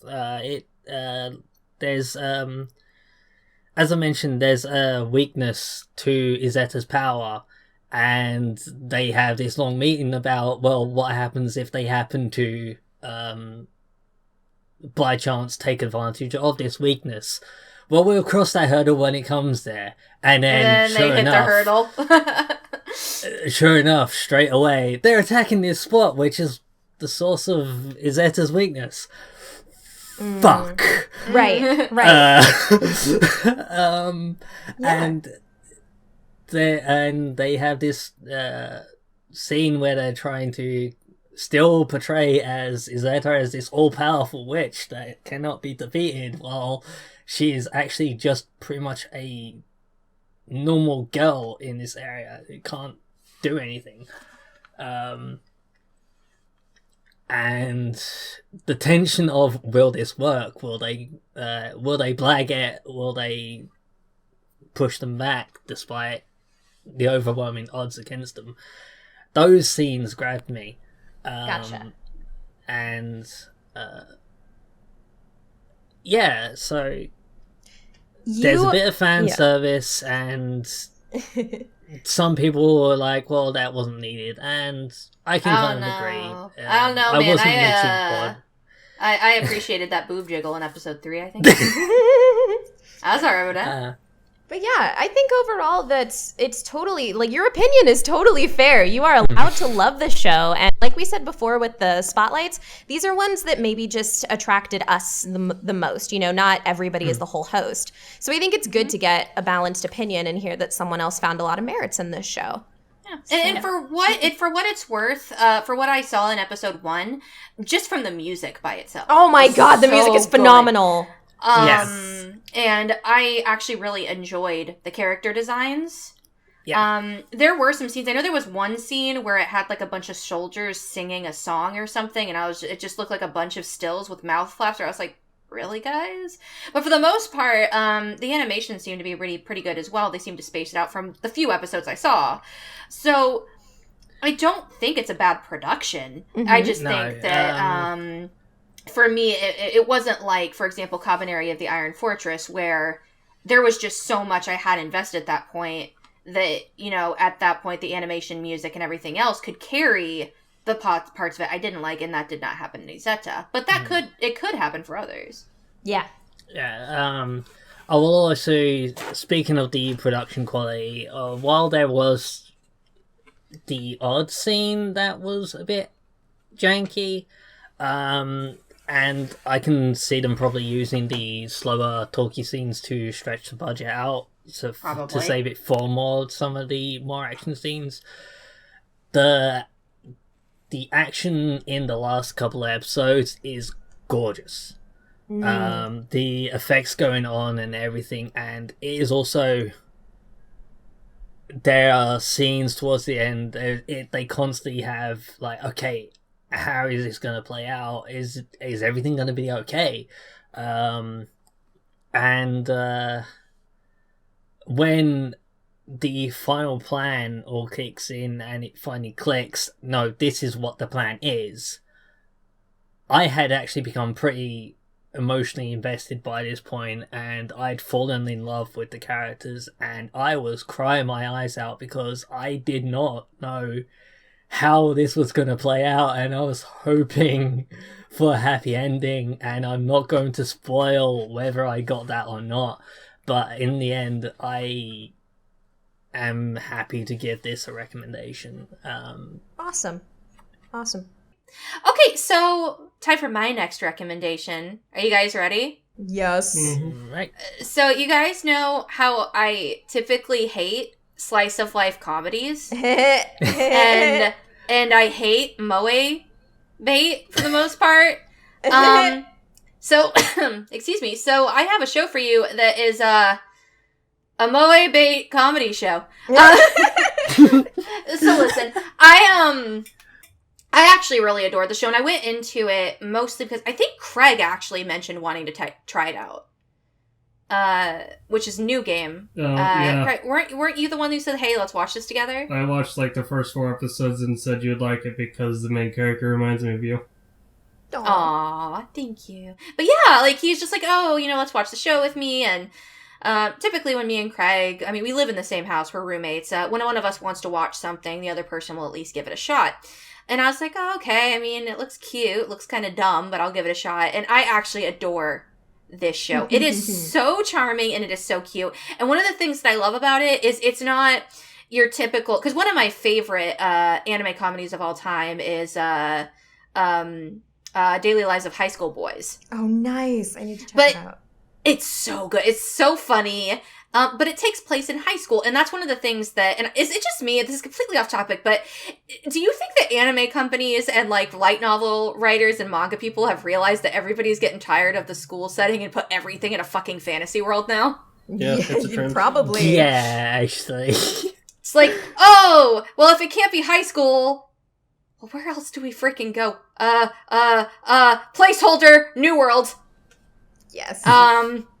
But that's the thing that actually is really cool about New Game is it's actually about a girl who's starting her first job out of high school at a gaming company. And nice. Basically she has loved games, specifically this one game, since she was a young girl, and she always wanted to become a character designer. And so straight out of high school, she's like, I'm going to achieve my dream. And she lands a position at this company where her idol is essentially a project manager at. And so oh my God, it's so pretty. And I love how much of like, oh God, I love how they actually go into what it is to make a game. Nice. Because that's cool. Because at its heart, this is a light-hearted comedy mostly about being in a workplace with a bunch of people. Especially because she's assigned to, of course, a cubicle. But there's several other cubicles around her with different girls working on different parts of the game. Like one girl does the motion graphics. And another girl, handles, like different parts. Like one of them handles like weapon design, yada, yada, yada. So her job when she first gets there, because she's a newbie, is to just learn the basic coding. And one of her biggest first jobs is to make an NPC character. Mm-hmm. And while most of it is hijinks and silly things, like there's this whole episode dedicated to, she keeps trying to make this NPC, and no matter what she does, the person, which by the way, her boss is really funny and really sweet. So she's not a jerk, but she just constantly says, this isn't good enough, do it again. Mm-hmm. And it gets to the point where she gets so frustrated and she finally turns in and it's accepted. And it's revealed to her by another one of her coworkers that all of her previous revisions were fine, but her boss knew that she could do better. Nice. And I loved little things like that. But they also had like really heart-tugging things like that, but they also have like an episode where one girl accidentally steals somebody else's food from the break room on accident, and she spends the entire episode panicking about she doesn't want to get fired. Oh yeah, the boss character in the show. The debugger. I really want to see this series now, just because I feel I can relate to the main character, because I did come out of school thinking, I want to get into games design and stuff. So yeah, and it's really cute because it shows like what it's like to get into your first job and being so like one of the scenes I loved the most was in like the first episode, because this happened to me actually when I first started working where we work now, but they work of course in a controlled environment with stuff that is protected, because obviously they're making a game and also high profile games, so you have to have an ID to get in there. Mm-hmm. And she has to go to the bathroom at one point, and somebody forgot to actually give her an ID. So she just sits in the hallway and waits for somebody to let her back in. And just like little things like that are really cute. They approach the idea of sometimes you got to pull overnights with these kind of things. Nice. There's actually even a really cute thing towards the end with the main project manager, or I can't remember what she is, character designer. I forget her actual title. Like even her like struggle with not knowing if she could actually be a project lead. Like it's really funny and it's really cute, and it's got like all of this silly slapstick humor, but it's also got a lot of heart as well. And I wasn't expecting that, so I recommend it. It was a very, very interesting gem that I wasn't expecting to find in the summer season, because I honestly was rather meh about the summer season, but this one was actually pretty good. I liked it. It was good. I do think one of the best compliments for me for workplace shows is if somebody who is in a work environment can say they found it relatable. So I think you sold it real well. Oh, Really. God, yeah. I mean, especially, like, because they have these little things. I mean, even with how they're getting to know their fellow coworkers. Because me and Craig actually work in cubicles, and we actually message each other back and forth. And there was messaging. Yeah, and they actually have, like, a little internet message thing, and she at one point wants to ask one of the girls who's been there longer, one of the senpais, like, how she would go about approaching this particular task in her game design. And that girl is so freakishly shy that she only can communicate basically via IM. Right. So when she messages her, she gets like all these cute messages with, oh my gosh, you should do this, and like little exclamation points and little emotes and stuff. And she really tries to help her. But whenever she actually goes up and actually tries to help her or ask for help or invite her to go out to lunch, she's just like a absolute mess because she doesn't know how to socially interact. And it's really cute. Adorable. She's one of my favorite characters. There are some annoying characters, but I was able to push them aside. And it's got ridiculous stuff in there too. It's fun. It's a comedy. It's a coming of age. It's a slice of life. It's good. It's got a lot going for it. And it's also pretty well animated, even though it's moe bait. I will give it a second chance because you have convinced me. Yay! All right. Oh, shoot. I'm next. What? Okay. Okay. So this one shouldn't take me too long because there's really not much to this show. I'm going to talk about Watashi ga mottete dosunda, or Kiss Him Not Me. And again, I don't want to talk too much about source material, but I will say flatlined with this show. If anything in the anime interests you, just go read the manga because it's a lot better. But this show focuses around a high school, and a high school girl who is a true to name otaku fujoshi. Anybody who has interest in the realm of being an otaku or loving the boys' love as a fujoshi does, you will find her incredibly relatable. And she starts out chubby, and then through a very ridiculous happenstance, she ends up losing a lot of weight, and all of a sudden she's got a harem of about 4 guys chasing after her. And they find out that she is a fujoshi and an otaku, and the question really is, how is she going to handle all this newfound attention, and how are they going to handle dating somebody with this sort of lifestyle? Is pretty much at the crux of the show. It's a romantic comedy. If it's a reverse harem, so if that's kind of your jam, definitely check it out. There's not really much more for me to say. If you want something serious, I'm sorry, you're not gonna be satisfied. And that's probably the most that I can say about it. But yeah, I know Cassie and Craig watched a little bit of it too. Yeah, I kind of tapered off on it. Admittedly, I found it to just be kind of like comedic situation of the week and whatnot. Cass told me what happened at the end of it. So, I mean, it is what you sign up for. It's just reverse harem, and this is like all the pretty boys. Who's she going to wind up being with? Find out in the manga, probably. Yes. Maybe. I mean, I would agree. I mean, for what it was, like, it's what I wanted Flip Flappers to be. It was. Oh, yeah, turn your brain off. Turn your brain off and just enjoy. I mean, I just talked about New Game, and I think I liked New Game more, but only because it had those moments of basically character-driven motivations and what they became and what their struggles were being in a new environment. Whereas this show is just slapstick humor. That's all it is. And if anything, it's like wish fulfillment. I mean, honestly, the reason I watched it is like, okay, I'm obsessed with boys' love. And the idea of having these charming, one of them is charming specifically. There was one character I really latched onto.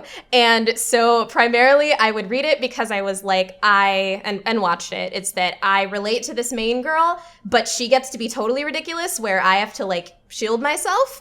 And there is a very charming character that I'm in love with, and I'm just in it for them. So, more of a personal pick for me. But I had fun with it.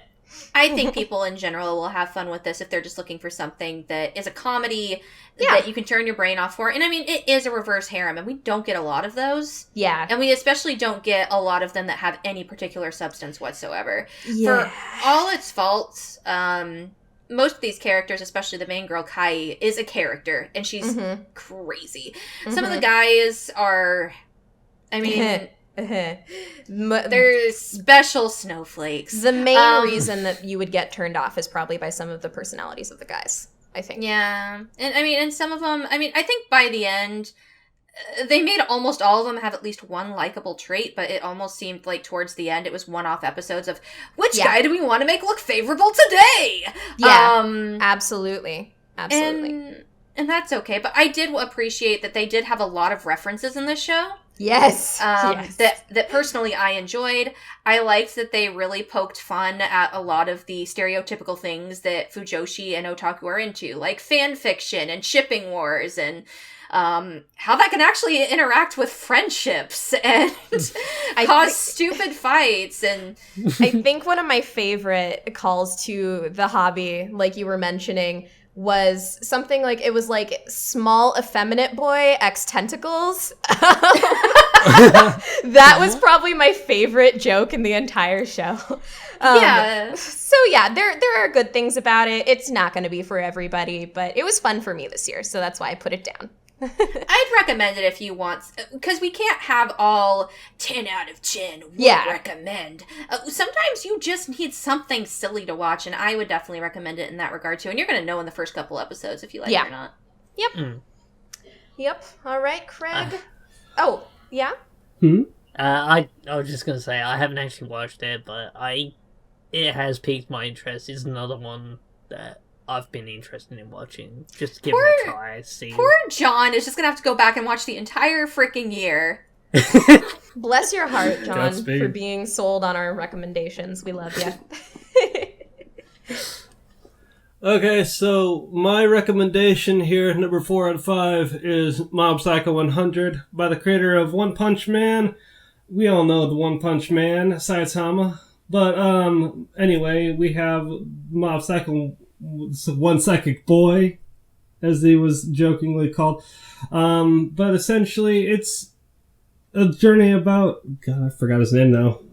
Just give me one hot second. Isn't his name like, It's It's Shigeo Kageyama. Either way, it's essentially about his, like... What is it? His journey to try and better himself. He's a high school kid, and he's obviously got psychic powers, and he knows that he's, like, super powerful as an Esper, and he goes and tries to get control with his abilities with a tutor or sensei, and that's where you get Better Call Saul's Reagan to essentially, as a con man, to use his abilities and try and get money to live. So it's kind of like comedic in that sense, where Mob, or Kageyama, is essentially just this, like, emotionless kid. He's just like, oh, Sensei's so great. But Reagan is essentially just, like, acting like an idiot and not knowing what the hell he's doing. And he's like, Mob, you gotta take care of these ghosts because I don't know what the hell I'm doing. But I can't let him know that because it's all an act. But you see, like, throughout the series that Mob is essentially trying to get a girl to notice him. So he's like, I'm weak and wimpy, so I'm going to join the track and field club, the self-improvement club. Yeah. While another club is trying to recruit him because he's able to be, he has psychic powers. And it's just eventually, like, him dealing with other ghosts and whatnot. So it's got a lot more personality and charm than One Punch Man, I feel like. It's from the same creator, right? Yes. Character design-wise, it's kind of... Well, even Mob kind of looks like a little bit like Saitama. And there's a plot-relevant reason why he doesn't have emotion, which I'll leave you all to discover. But I wholly recommend this because I feel as though it's better than One Punch Man. Whoa. One thing that I have to ask you to bring up, because for me this was kind of a turnoff, but for a lot of people say it's a necessity. Tell me why the animation is worth it and why it's good. I feel... You mean like with the character designs and how it kind of looks a little off? It's just, to me, it's very rough. It's very, very rough and not necessarily appealing. I feel as though it's like his artistic style. I mean, the reason why One Punch Man I feel kind of stands out just a little bit is because he's got the iShield 21 mangaka doing his illustrations for that. So when Saitama looks a little derpy and whatnot, it's forgiven. But then when he goes super serious, then everything gets like far more detailed. With Mob, I believe it's all him. So the animation is done by A1 Pictures rather than Madhouse. That's a difference too. Yeah. That's a different company. I still feel as though the fights, choreography, and the scenes, especially with the abilities, are pretty top notch. And during the later fights, he comes across other beings with psychic powers too, which ratchet up the production value. And as I said, there is bits where plot relevant reasons where he kind of can go into a berserk mode. Yeah, I've seen both sides of this coin. I have not seen my Mob Psycho 100 yet, but I'm going to. I'm actually going to be watching it with a friend relatively soon. I can't say I was really turned off by it, but it definitely has a more cartoony style to it seems like, which is okay. But I've also seen other scenes where, like, the animation quality almost tops One Punch Man. Mm-hmm. Yeah. Where he's using his psychic abilities. Yes. So I feel like I'm going to have to watch it to really see. I guess my question when it comes to Mob Psycho is, what kind of show is this? Because I've been told a comedy. it's... Comedy shonen. Okay. I was going to say, because is there any, like, real deep, like, story here at all? Or is it just comedy? Because a lot of people have told me, like, this show really touched me and made me think about things. And then there are other people who's like, it's just funny. It's funny. There's a subplot with his brother and how his brother is, I believe he's younger than him, but he's jealous of Mob because he has psychic powers. And that leads to a whole subplot to the end of the series. And it's just like, I'm jealous of my brother because he's got psychic powers, but Mob is jealous of his brother because he gets good grades and he can lead a normal life, that sort of thing. So it has like a familial, like, story. Because a joke is, like, whenever they eat dinner, Mob always bends the spoons without even realizing it. And his mom is like, you really need to stop that. And then his brother's like, here, brother, I got you with another spoon. And then you see later, like, his brother is essentially trying to bend the spoon with his mind, and he's fucking having, like, an anxiety attack because he's like, damn it, I want to have that too, essentially. Okay. Well, that in and of itself is a little more intriguing then. Because that's the one thing where it's just like, I want to have something I can latch on to in a recommendation. I think I'm actually kind of intrigued by the animation, but I can see why it would turn Cammy off. It is kind of weird looking. I have to say, too, though, that I agree that when it goes to, like, the more outer worldly scenes, it looks incredible. Like, the only thing that turned me off is, like, when characters are standing around talking. Yeah. So, I mean, to be fair, where the animation counts, I think it's incredible and super appealing. I found it charming in its own right. Because it's essentially just... Yeah, the character designs look weird, and they're just talking to look a little weird. But they have more charming. I think in and of itself that can be kind of charming too, because, like, that's one of the things that made me want to watch Flip Flappers. Is I have like I said earlier, I have nothing I can compare this to. Whereas Mob Psycho 100, like, I could compare it to One Punch Man when, like, Saitama's saying "okay" and his face looks all funny, but. Like, for the most part, it doesn't even look like One Punch Man either. No. Yeah. So that's true. If it was sleeker and more clean, then it wouldn't be as differentiated from One Punch Man. That's a good point. Actually, I'm not going to bring it up now, but remind me to bring it up later, because Craig has multiple... Actually, Craig, your almost entire list is very strangely animated things. Because there's, like, Thunderbolt Fantasy here, Mob Psycho 100, Drifters comes under fire sometimes for its unique art style, and your next one, I'm not going to spoil it when we come back around, but God, that's going to be a discussion. Yeah. I have things to say about that one. But we'll get back to it. But is there anything else you want to say about Mob Psycho? No, not really. I recommend it. It's fun. It's on my list. Awesome. And also the OP is very catchy. Now, speaking of gorgeous animation... Yeah, my next pick is Kiznaiver. Basically, we have a group of misfits who all have their reasons why they struggle to make friends. Basically get kidnapped and told, congratulations, you're all now Kiznaiver, and which means that any pain that any one of them feels gets transferred to all of them in an attempt to try and force bonds between them to form. It starts off as a struggle of them trying not to get hurt, in order to try and not cause problems for each other, and just sort of like there's a whole thing about one of them who really does not like the idea of having friends and is constantly trying to push the rest of them away, and there are a lot of... It's very character driven, and on top of that you've got the main character who is completely emotionless and doesn't feel pain, right? Like, doesn't actually feel pain of his own, and which is another interesting side to it.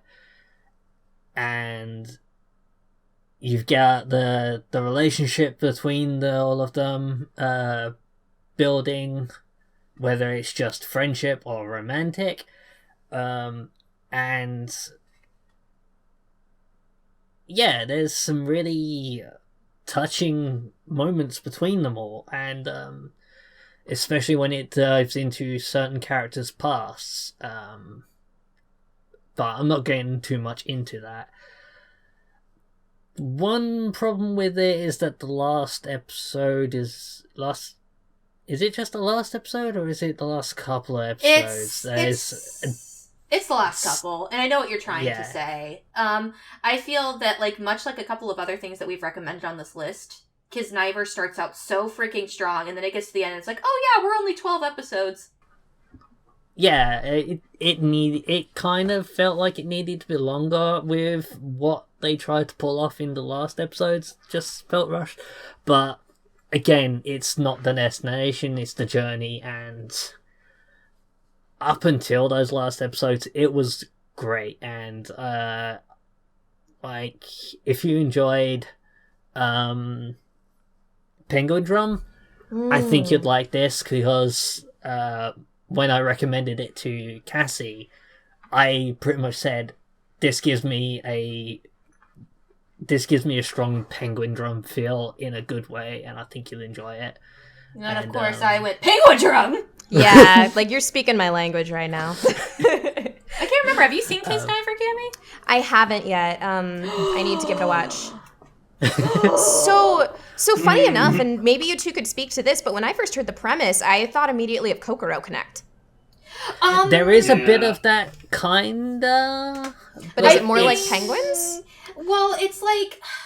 I think that where it's very similar to Kokoro Connect is the whole situation, which Kokoro Connect was very similar in the regards that it's a bunch of friends that are connected by one thing that's affecting all of them, in almost like a system. Whereas Kokoro Connect, and one of the main things I had with it was there was no specific reason given for why these particular friends were chosen. Yeah. And Kiznaiver, and John didn't get a chance to really touch on this yet, and I apologize if I'm stealing it from you. Kiznaiver, or at least the way they set it up, the Kizna system is made so that basically if human beings in general, it's a social experiment, if human beings in general could feel each other's pain, they'd empathize with each other. You'd empathize with each other more. So it's like a small grade experiment that they could theoretically give to whole, which would, end wars. Because if I'm going to shoot you and it's going to hurt me, right, I'm not going to want to shoot you. I see. And I think where it becomes more like Penguin Drum is Penguin Drum, in my opinion, without going into too many spoilers, excuse me, is more character driven by what choices and what sacrifices people in a group are willing to make. It's about interpersonal connections and how people are connected to each other and what they're willing to sacrifice to protect one another. Mm-hmm. And I really got that vibe from Kiznaiver.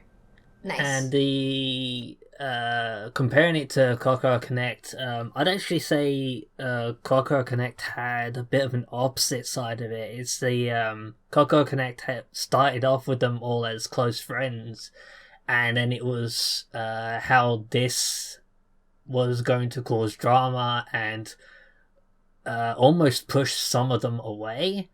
Whereas in Kiznaiver, the whole point of it is these people are they're not friends. They're not friends. They barely even know, except for two of them, which are childhood friends. The rest of them are barely acquaintances. They just happen to all attend the same school, really. Mm-hmm. And this is a direct attempt to get them to become more familiar with each other by the people that implemented it. Cool. To varying degrees of success, but... And one of the things that I loved that they touched on, and this is why they picked them, is I really kind of rolled my eyes when they mentioned this at the beginning, but they were like, do you know about the 7 deadly sins? Which, of course, we all do know, and I'm like, oh, it's going to be one of these shows. And then she says, well, in modern Japan, these are what the current 7 deadly sins are. Huh. And basically each of the characters that are chosen... Mm-hmm. basically have these massively crazy character traits. And that's why they're selected. And it's just like, how do we get these massively different people to become friends? And it's just like, if we take all these people who are so different and have different views and force them to feel each other's pain, will they be able to interact better or become friends in the end? Right. Which is really cool. Nice. In my opinion. I'll have to give it a watch. I will. Also, it's Studio Trigger. I mean, I'm just gonna drop it. Yeah. Mari Okada. She wrote that. It's beautiful. I'm sorry I hijacked your review. It's alright. I have such feelings about Kiznaiver. And I'm just sitting here with the opening theme playing in my head now, because... Oh god, that opening thing. If you do not give Kiznaiver a chance in the world, just go watch the OP. It's trippy. It's one of the most beautiful OPs that I've seen in a long time. But yeah, it's quirky, but really gorgeously animated and high production values, I would say. Well, it's Trigger, so it's Trigger. That's like hearing that Shaft got a show. It's like, oh, it's gonna be pretty cool. And yeah, you really end up. There's some blink and you missed it kind of ways that certain characters develop, and when they finally get revealed, if you hadn't noticed these signs beforehand, like I had actually completely missed, they might seem to come out of nowhere, but Cassie had noticed them and picked up on them and pointed them out to me, and I went back and was like, oh yeah, wow, that was subtle. I feel like Kiznaiver is a very good character study, where sadly some of the characters didn't get as much love, and that's basically down to an episode count, in my opinion. Yeah. And the end all story that they tried to rush in the last couple of episodes was unfortunate, but the rest of the show is worth it, in my opinion. And I agree with John in that regard. I completely agree. So yeah, I don't really know what else to say about it other than highly recommended. So the only other thing I can say about Kiznaiver that I really loved is that it became and this, I wouldn't say this is a spoiler, because it's one of the things that I think is a good way to sell the show to people, is that it doesn't just at first it does, but it doesn't just explore how physical pain will happen in a group, but also emotional pain and how everybody perceives that. And I thought that was a really cool addition. yeah, it does it. It does end up going into them feeling each other's emotional pain. So, and how big a change that makes to it all.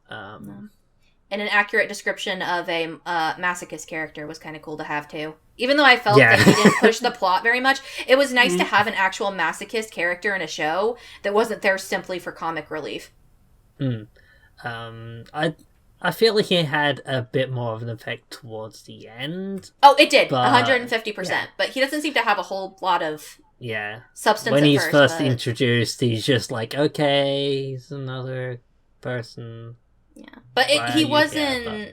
Yeah, but he wasn't introduced as like, because I feel, and again, this might be something we'll discuss if we ever do a review of the show, but it was a good representation of a masochist character, in my opinion. He wasn't just there to be there. Okay.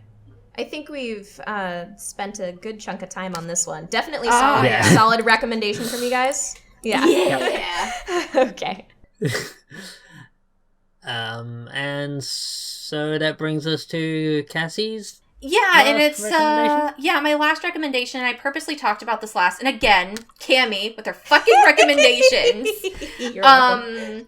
This is honestly my favorite anime of the year, and it's honestly one of my favorite animes in the last couple of years. The only other thing I could think to compare it to would be Your Lie in April, and that show really stood out to me as well. I feel like anime in the last few years, while it produces good entertainment, there's not a lot of shows that stick out to me so much that I feel like putting them on a pedestal.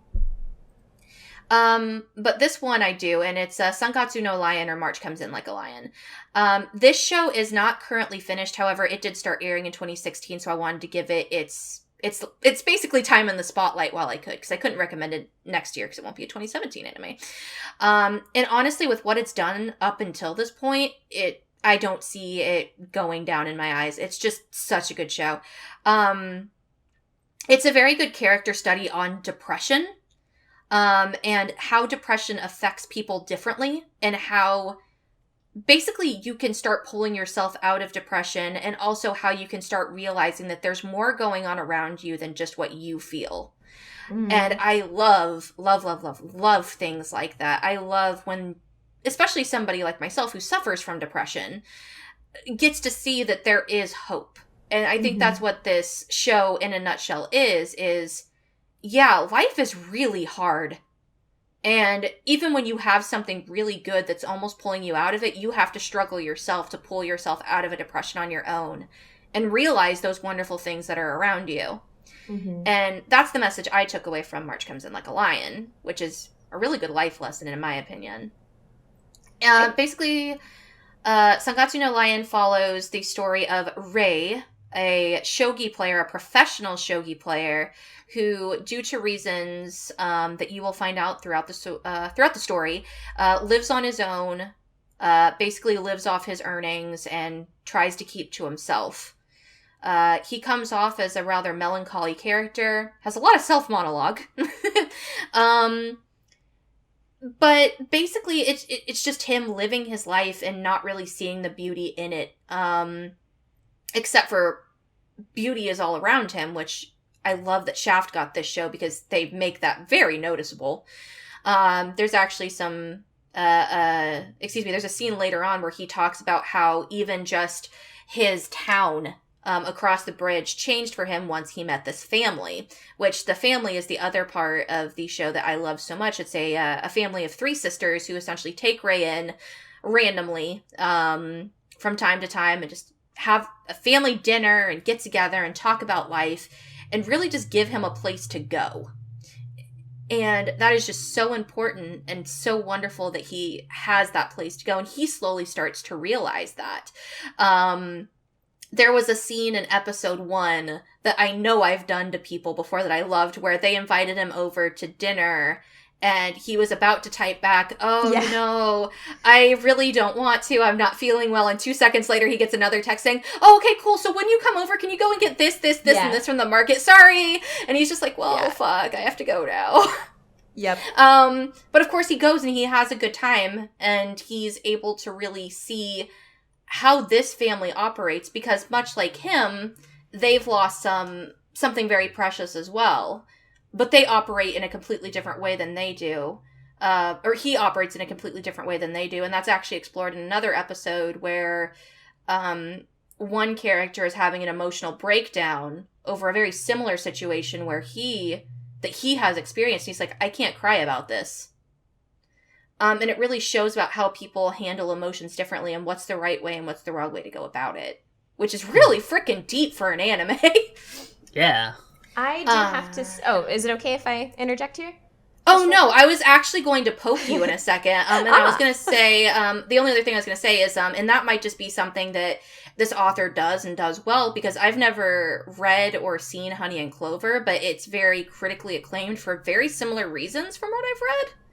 Yeah, what I was going to say is that I don't think, at least from what I've encountered in anime, I do not know a creator that understands the intricacies of the human condition as much as Chika Umino, who did this show and Honey and Clover, where I just, like, the emotions in these characters just feel so realistic and hit you in a place that, for me, not a lot of anime does. So, like, even, like, for me, whatever I would find, like, I sought out March Comes In Like a Lion just because I knew it was by Chika Umino, and, again, it had a lot of the same qualities. So, yeah, I absolutely agree with that statement. Absolutely do.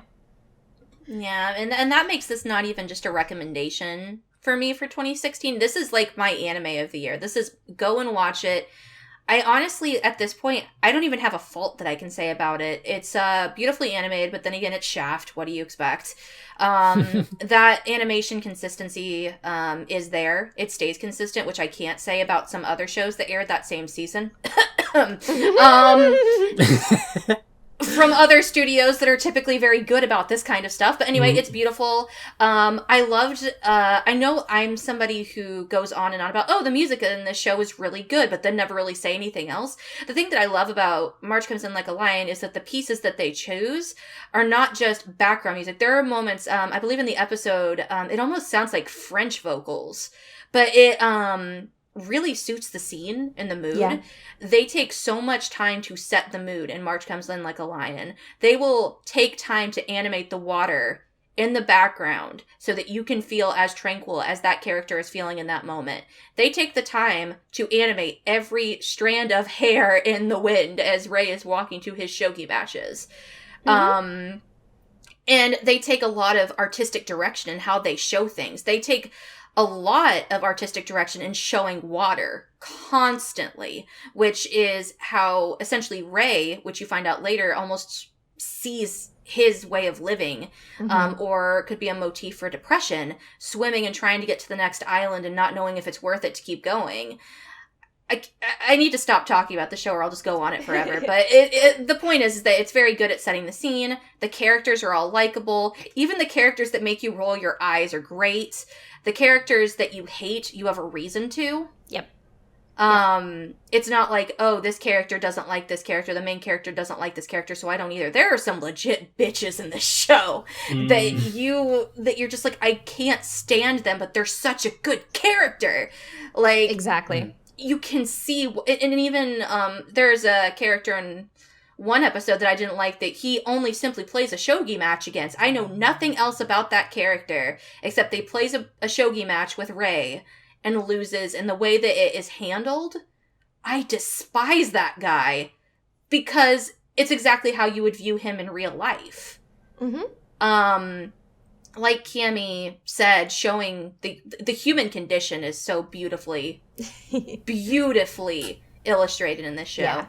Yeah. Good story, good characters, good music, good anime. It's perfect. I as of right now, it's one of the very few that I'm probably going to give a 5 out of 5 to, and I don't do that often. Heck yes. I pretty much echo what she says. I think that everybody should give it a watch. I haven't. It's another one that I haven't seen yet, but because of these recommendations, I am going to be checking it out at some point. And one thing that Cassie has shown me about it is the opening and ending animations to it. And Cassie mentioning water, how water is animated in this. the opening and endings really showed. Well, this is Cassie's words for it, but the opening is symbolic of him falling and drowning in depression. Like, it shows him drowning a lot, but it's more symbolic of his depression more than he's actually drowning. But and then go ahead. You go ahead. And then the ending is him still wading in the water, but he's got his head above the water, and he's making his way out, and so he's not out of it yet, but he's getting better. And then he sees his younger self, and it's like,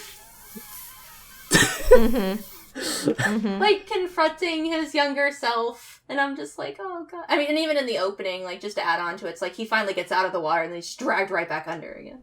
Yeah, it's so good. Yeah, I hate Cammy so much. I like to share my pain. So yeah. If I were to say, out of all my recommendations, if you watch nothing else, because while I love the shows that I recommended previously, I think that they're good animes and you can enjoy them. I think if you watch nothing else from what I've suggested personally, watch March Comes In Like a Lion. Okay, I agree with that. I have to ask if, can you hear my heartbeat? Tired of feeling never enough. I don't know, Cammy. Did you know that I was born to make history? Yes. So that was the beautiful introduction to my final pick for the 2016 year, which is Yuri on Ice. And I don't feel like I have to I feel like everybody at least has heard this title or has seen something about it. It has blown up on the social media radars this season, and whether it's in good or bad stance, in many ways the show did end up making some history. So yeah, that's the introduction there. So Yuri on Ice is a sports anime that focuses around ice skating, and our main character is Yuri Katsuki, a Japanese ice skater. He's 23 or 24, I believe. And he is at a point in his career where he feels very unmotivated. He feels like he's hit rock bottom, and he's not really sure what his next step is. And then you also know about the 27-year-old, idol, amazing, perfect skater, Viktor Nikiforov, who Yuri also idolizes and sees a lot of motivation in. And then you also have another character named Yuri, who is 15 years old and is a new and up-and-coming ice skater. And suddenly, just through a lot of circumstance, these characters' lives end up intertwined, and you see their progress and then what happens with the next big competition that comes up, the Grand Prix final. And you get to see that basically Yuri Katsuki, our main character, finds new drive and motivation, and also ends up with Viktor Nikiforov as his coach. And so it is absolutely a sports anime by definition, but there's a lot of it's really deep in character study, I think, and I think that's also what made it so compelling for me, is that at least the main characters I found really relatable, and there was always a lot of emotional stake in what happened as far as their journey through ice skating that I really liked. What else is it? Okay, so remember when Cassie mentioned a show with animation? So the first few really, but primarily episode 1 of this show is drop dead, stunning, gorgeous. Oh my god. I'm still in awe whenever I go back and rewatch it. But slowly as you hit her down, it starts to diminish. And I don't know if this was just a budget imbalance or what have you. It is definitely a bit disappointing. I think that for me was maybe the most disappointing thing about the show going through it. But again, I think that the emotions and the characters themselves just are so incredible to see that I think that it's definitely deserving of a watch regardless. Also music too. The music in this show is phenomenal. The opening and ending are phenomenal. So again, even if you don't watch the show, check those out. And without getting too specific, there is also a really just well-handled element of romance in this show. And it's not it's treated with respect. And for a lot of people, that really means a lot emotionally to them. And I also think that's something that makes the show compelling. Yeah. And that's one of the things that I want to not spoil too much, because I think that's one of the best parts of this show. Oh, yeah. Because, like you said, recycled frames. Oh my god, yeah.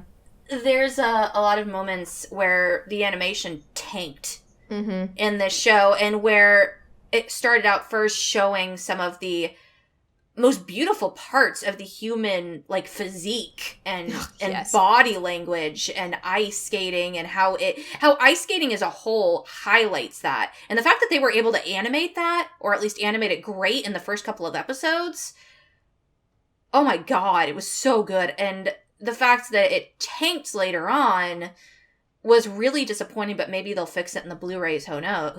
Yeah, yeah. But by the time that the animation took a backseat, and it's not by saying it's bad animation, it's just... It's pretty janky at times. It really does get janky. It gets janky, and then, like... But overall, it's just kind of average at best. Yeah. Later on, which is unfortunate because it's MAPPA. Yeah. But the story, I believe, will have you enough invested by then, like, much like Kabaneri. Like, I was so invested by that point that I finished the show because I wanted to know what happened to these characters, even though in that particular situation, it was more the story that kind of shit the bed. In Yuri on Ice, it was more the animation quality. And some of the story elements were not so great towards the end as well. But the main cast, like you said, and I love that you pointed out, the main cast of characters that you're supposed to care about is pretty good. They did pretty good developing that. I loved them personally, and I also like that with a lot of people that I've shown it, they may relate to one other character, but like there's someone, I think, essentially kind of for everybody. And it's another one of those shows that if it grabs you and you're invested, you know, you're probably gonna cry. I cried a lot in this show, actually. And for me, it's just a mark of why I think it's worth watching. It definitely does a lot different from other shows in the genre. So for that reason, I think it kind of needs to be commended. What do you think, Craig? You've been pretty quiet this entire podcast. Basically, you guys covered all that I was gonna say about it. I thought it was pretty cool. I liked the competition and seeing who won and who lost, and their inner monologues during the skating. Oh, that's something that we didn't highlight, actually. Yeah, the inner monologues when they skate is, again, excellent. That's what I mean, I didn't notice the tank of the, the animation quality, but I was just more like, okay, let's get having them, like, talk about how they're doing during their performance and how they fuck up on, like, a triple axel or something like that, and they're just don't land it properly, and they're just like, okay, I can make up in this, something like that. Or they'll just be like, watch me as I'm actually going to surpass you. It's just like... Oh, go ahead, Craig. No, that was all I was going to say. It's just having them talk and express, like, their feelings or whatever towards the people that they care about, or their whole entire routine was pretty cool. I definitely think that also maybe that was another anchor that kind of helped make the show worth it, despite when it got janky in animation, because, like, then when you can't necessarily enjoy the routines as much, you see that you really get into the characters' heads during those scenes. And again, just talking about recycled animation, there are just some routines that get literally recycled and you see multiple times, which is a bummer, but also at the same time, it's nice that the characters are in a different frame of mind each time that they do that, so it makes it a little more tolerable, I think. Yeah. I mean, I feel like the show, much like Kiznaiver, needed more episodes to really explore the amount of character development that they were trying to do. Yeah, I agree. They tried to introduce and make a lot of characters as involved as the main cast, and it doesn't necessarily work. It doesn't. Let's just be blatantly obvious here. It doesn't. It doesn't work. I mean, there are some characters I liked, but it wasn't as involved. But the ones that they chose to focus on were, like, the backstories that they tried to come up with for them, in my opinion, felt almost stale. But we'll get into that when we actually review Yuri on Ice, because that is something we will be doing in the future. But I agree. This is worth recommending from the year, though. it does a lot of great things, and I agree with Cammie. It's worth at least checking out. Yep. All right, Craig, what you got? The last one I got here on the docket is Ajin Demi-Human. It is a show that both seasons aired this year. With full disclosure, I only was able to watch the first season, but with that being said, that was in the winter season, and I so wholly recommend. Basically, the first thing that will be noticed by this particular gem was, ew, CG. CG is bad. I don't like CG. Gross. Well, the production company, I think it was Polygon Pictures, also produced Knights of Sidonia. Generally, from what I've ascertained on both of these properties, is you can read the manga and it'd probably be a little bit more better. However, I just wanted to give this a shot. What it boils down to is essentially in the world there are these beings called Ajins, which when you die, you get resurrected, and you are able to materialize these IBMs, also known as invisible black matter. They basically look like stands from JoJo's Bizarre Adventure, which essentially the Ajin can control and command to do whatever they want to essentially protect them, use distractions or whatever. But the point of the matter is, the main kid here, Kei Nagai, let's just say, and one that does not empathize with people very much. Everything is a means to an end with this kid. He wants to stay quiet. He wants to live a normal life, quote unquote normal life. He's expected to do good and not give a crap about anything else. So he gets hit by a car, and his world essentially gets thrown to the wayside because he wakes up as an Ajin, and then the government starts going after him. And then he realizes the cruelty of what the world views as an Ajin, how they experiment on an Ajin to test what they can resurrect from, and that makes him more calculating and cold as a person to actually know the limits of an Ajin, how they can die, and how he can control the IBMs or whatever, his own IBM, because each Ajin has their own specific style on IBM. Couple that with the fact that they have a pro-Ajin movement led by a guy with obviously an organization of Ajin who wants to overthrow the government. It's actually a pretty good story on characters. It's kind of like a Parasite, the anime Parasite, where it's a deconstruction of like the human psyche and what makes a human, moralities and what have you. And I thought it was actually pretty deep. The first season ends on trying, well, not to go into too much detail, but I found it kind of interesting in the fact that Kei Nagai wants to live a quiet life. And then he's like, okay, now I'm thrown back into this war. I gotta stop the main villain. And I'm just like, why? You were, okay, I guess. But, yeah, it's pretty interesting. I don't know if any of you guys would much appreciate it, but I do recommend giving it a shot. It's all on Netflix, in sub and dub. Johnny Youngbosh's Kei Nagai. Nice. Also, anyone... fun fact, and I just looked this up. Little Karibo's in the dub too. What? Yes, Nice. Yu-Gi-Oh! Bridge. Nice. Little Karibo, he's in the dub. So that's cool. Really cool, actually. Yeah, I might have to give that a try. I do have to ask though, like, because Ajin is one of those shows that I'm really curious about, because it definitely seems like something that would be right up my, kind of like Monster. Yes. It like the synopsis seems to remind me a lot of Monster, that it seems to be more about a character driven study. It is. Of basically the human psyche. Yes. And basically what is right and what is wrong. Yes. In the world. And what everybody's told me about it and what you just said reminds me a lot of that. But I gotta ask, like, how is the CG? Like, it's Is it good? Is it bad CG? Because we know bad CG. I'm more Berserk! It's better than that. It's way better than that. But I will say I'm a little bit more forgiving when it comes to CG. Like, I've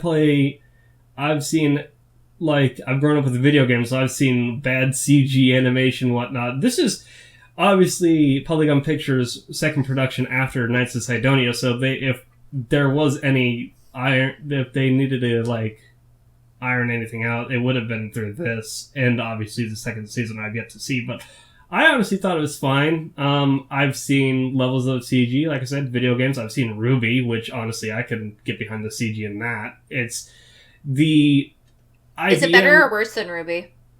Yeah, it's better.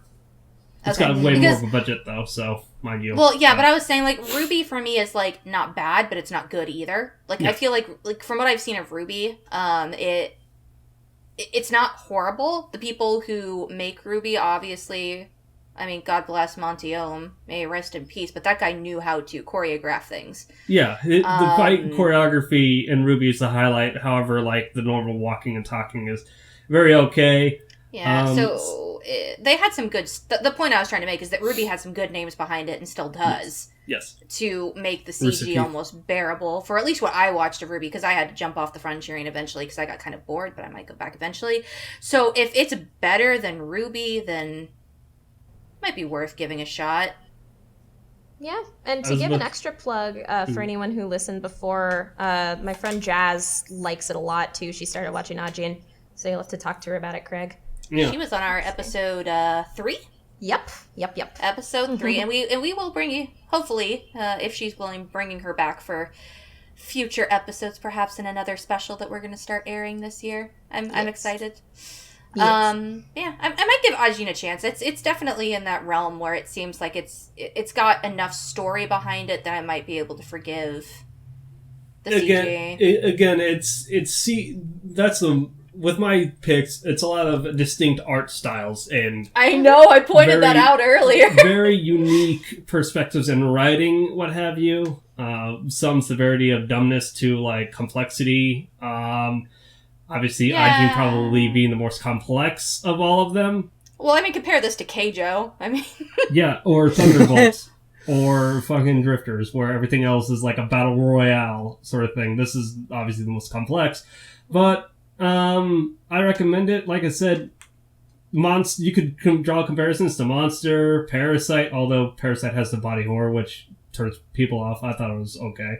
But, I mean, yeah. Is there a body horror in Ajin? No, there's not, unless you get squeamish by people getting killed or tortured. Well, that happens.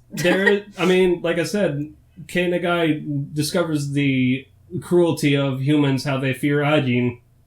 So. Okay, I can kind of think of a couple of ways that could go. Yeah. Yeah. All right, cool. Yeah, because I've heard a lot of good things about Ajin. I actually heard a lot of good things about Knights of Sidonia as well. Yeah. Which I didn't watch, but I heard good things. All on Netflix. And we all know the anime community. They can be pretty ruthless, especially when it comes to a CG property, but I feel like both of those have... especially in the anime community now, both of them have very high recommendations from just people in the community in general. There has to be a reason for that. Yeah. Yeah. And what you got, Joestar? What's on the docket? Well, that brings us to my final recommendation from the year. I will admit I was a bit late getting in on this one. We forgive you. But I wasn't even halfway through watching this when I was like, no, this is going on my list of recommendations. Boku no Hero Academia, or My Hero Academia. Good show. Yeah, get hype! Tournament arc. So hype. And where to start with this? Straight off the bat, I'm going to say this is a good one to introduce people to anime with. And... Especially with today's saturated superhero world.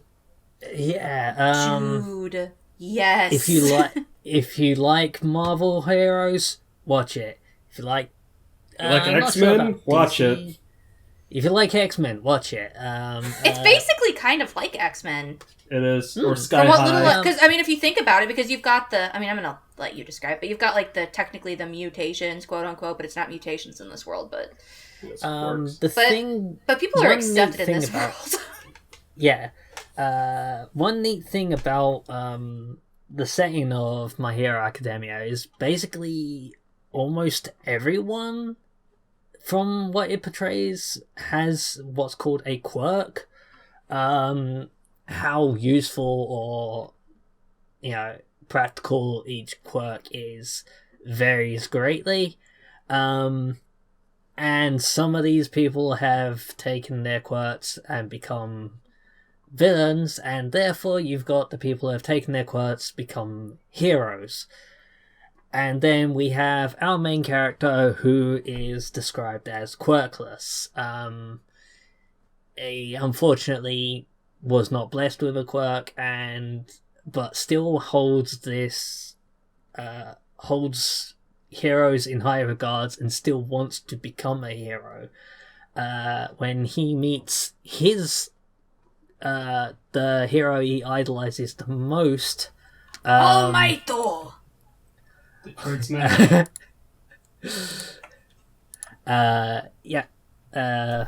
All Might. No, man, you gotta say it with power. All Might! Thank you! Who... Everything will be alright because I am here. Always tackles every situation with a big smile on his face. He's a symbol of hope, yo. And he, it's a symbol of hope for humanity, and I am actually completely...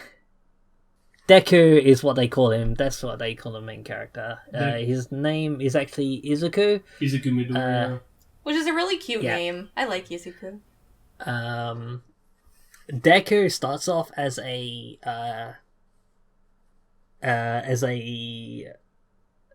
insult towards him, but thanks to another character, becomes Kachan. She turns it into a word of encouragement for him, that he starts taking it in a better light. He finally meets All Might face to face, and at first All Might turns around and says, "You have no chance of becoming a hero," but then he witnesses Deku act more heroic than all the people around him who do have quirks, and he's like, actually, no, you have a chance. And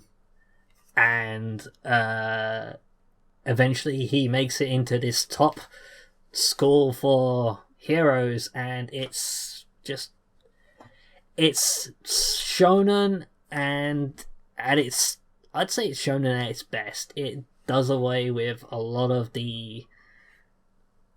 shonen shows, especially like hero shows, try to like, shonen's done, so we're gonna do something different, we're gonna throw something into it to make ours stand out.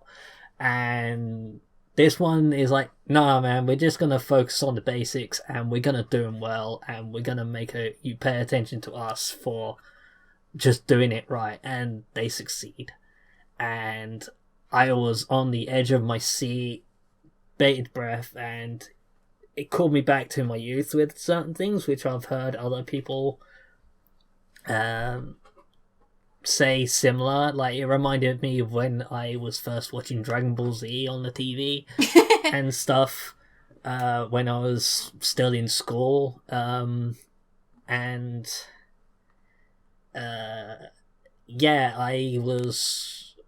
I was watching the last episode, and when it said season 2 confirmed, I was like, yes! Get hype! Dude, me and you are going to be fighting over that one. Watch us both put it as our number 1 out of spite. There's one point where although like ultimately you know Deku's gonna come out okay from everything, you come to like the side characters, the other characters around him, and I don't want to get into too much, but you have moments where you're holding your breath and it's like, are they gonna come out? Are they gonna be okay? Is everything gonna be alright? And just it's a great series, highly recommended. If you like shonen, or watch it. It's a great one to introduce people to anime with, because again, it's a callback to all things done right, and yeah. I'm not gonna say it's flawless, because nothing's flawless, but I'm just so hyped that I can't see any of the flaws. If I haven't already made that clear, so I mean, yeah. I completely agree with you. Like, if this is one of those shows where when we were making our lists, when I went back and I was like, oh, I'm going to do my 5 recommendations, I was like, God damn it, John! Because I love this show so much, and I am the residential shonen hater most of the time, which is hilarious, because my number 1 anime of all time is a shonen.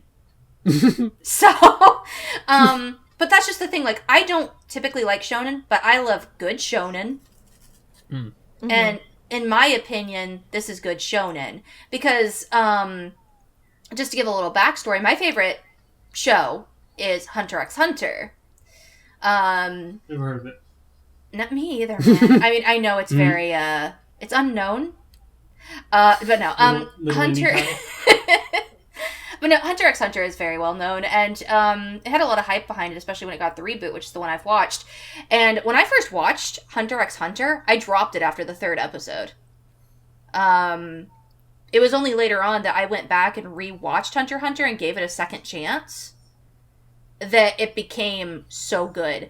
With My Hero Academia, I was hooked by episode 2. And episode 2 made me cry. Like, I had tears streaming down my face in episode 2 of a shonen show. Like,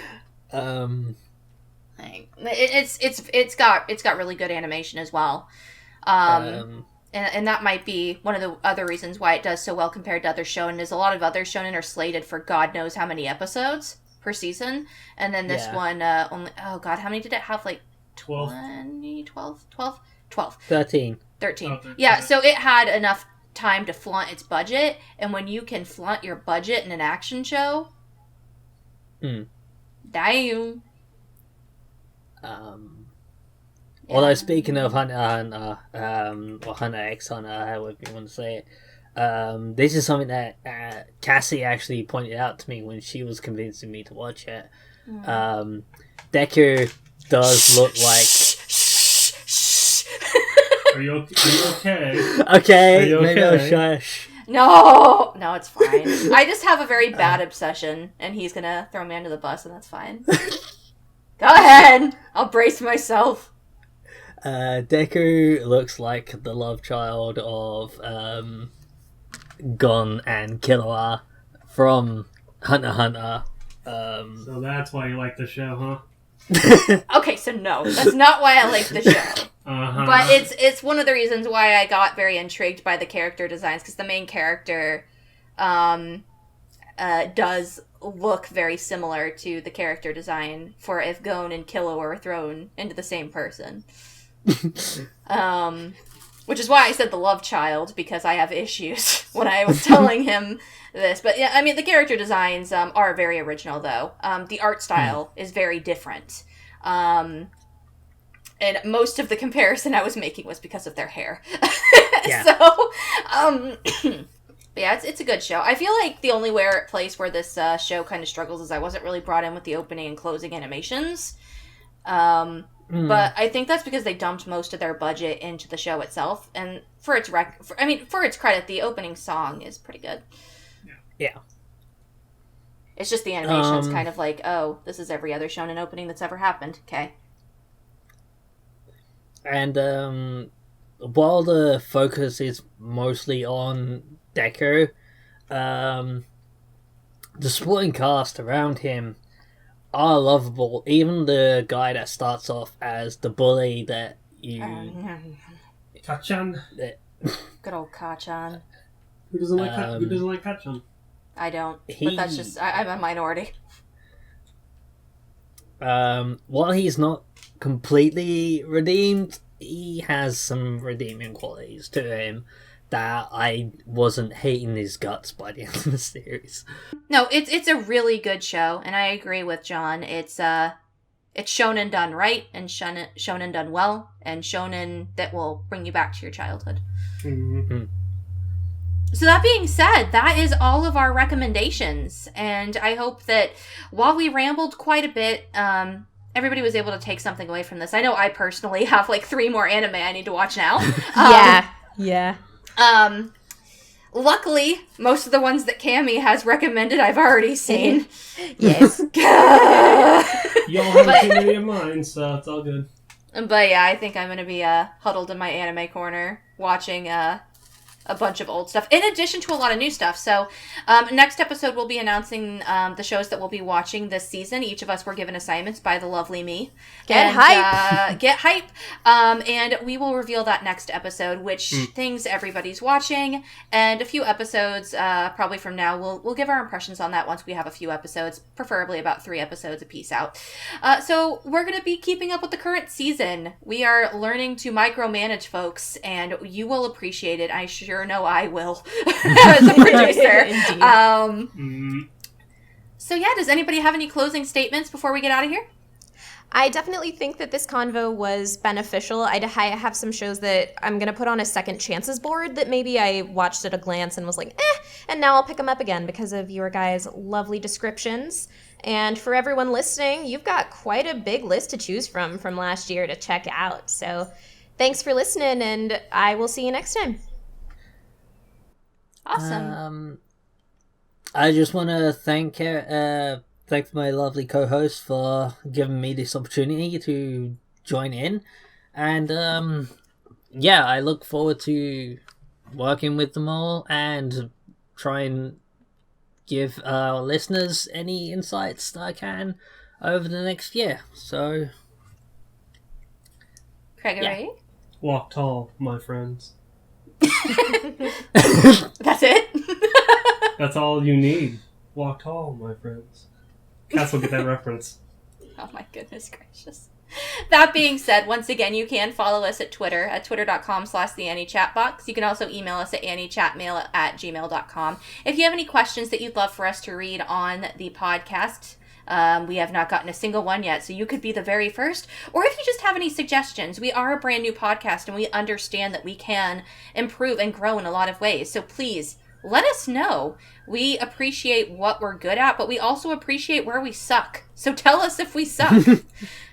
That being said, thank you for joining us. Happy New Year, everyone, and we look forward to seeing you hopefully a week from today. All right. Peace. Happy New Year! Happy New Year. Happy New Year.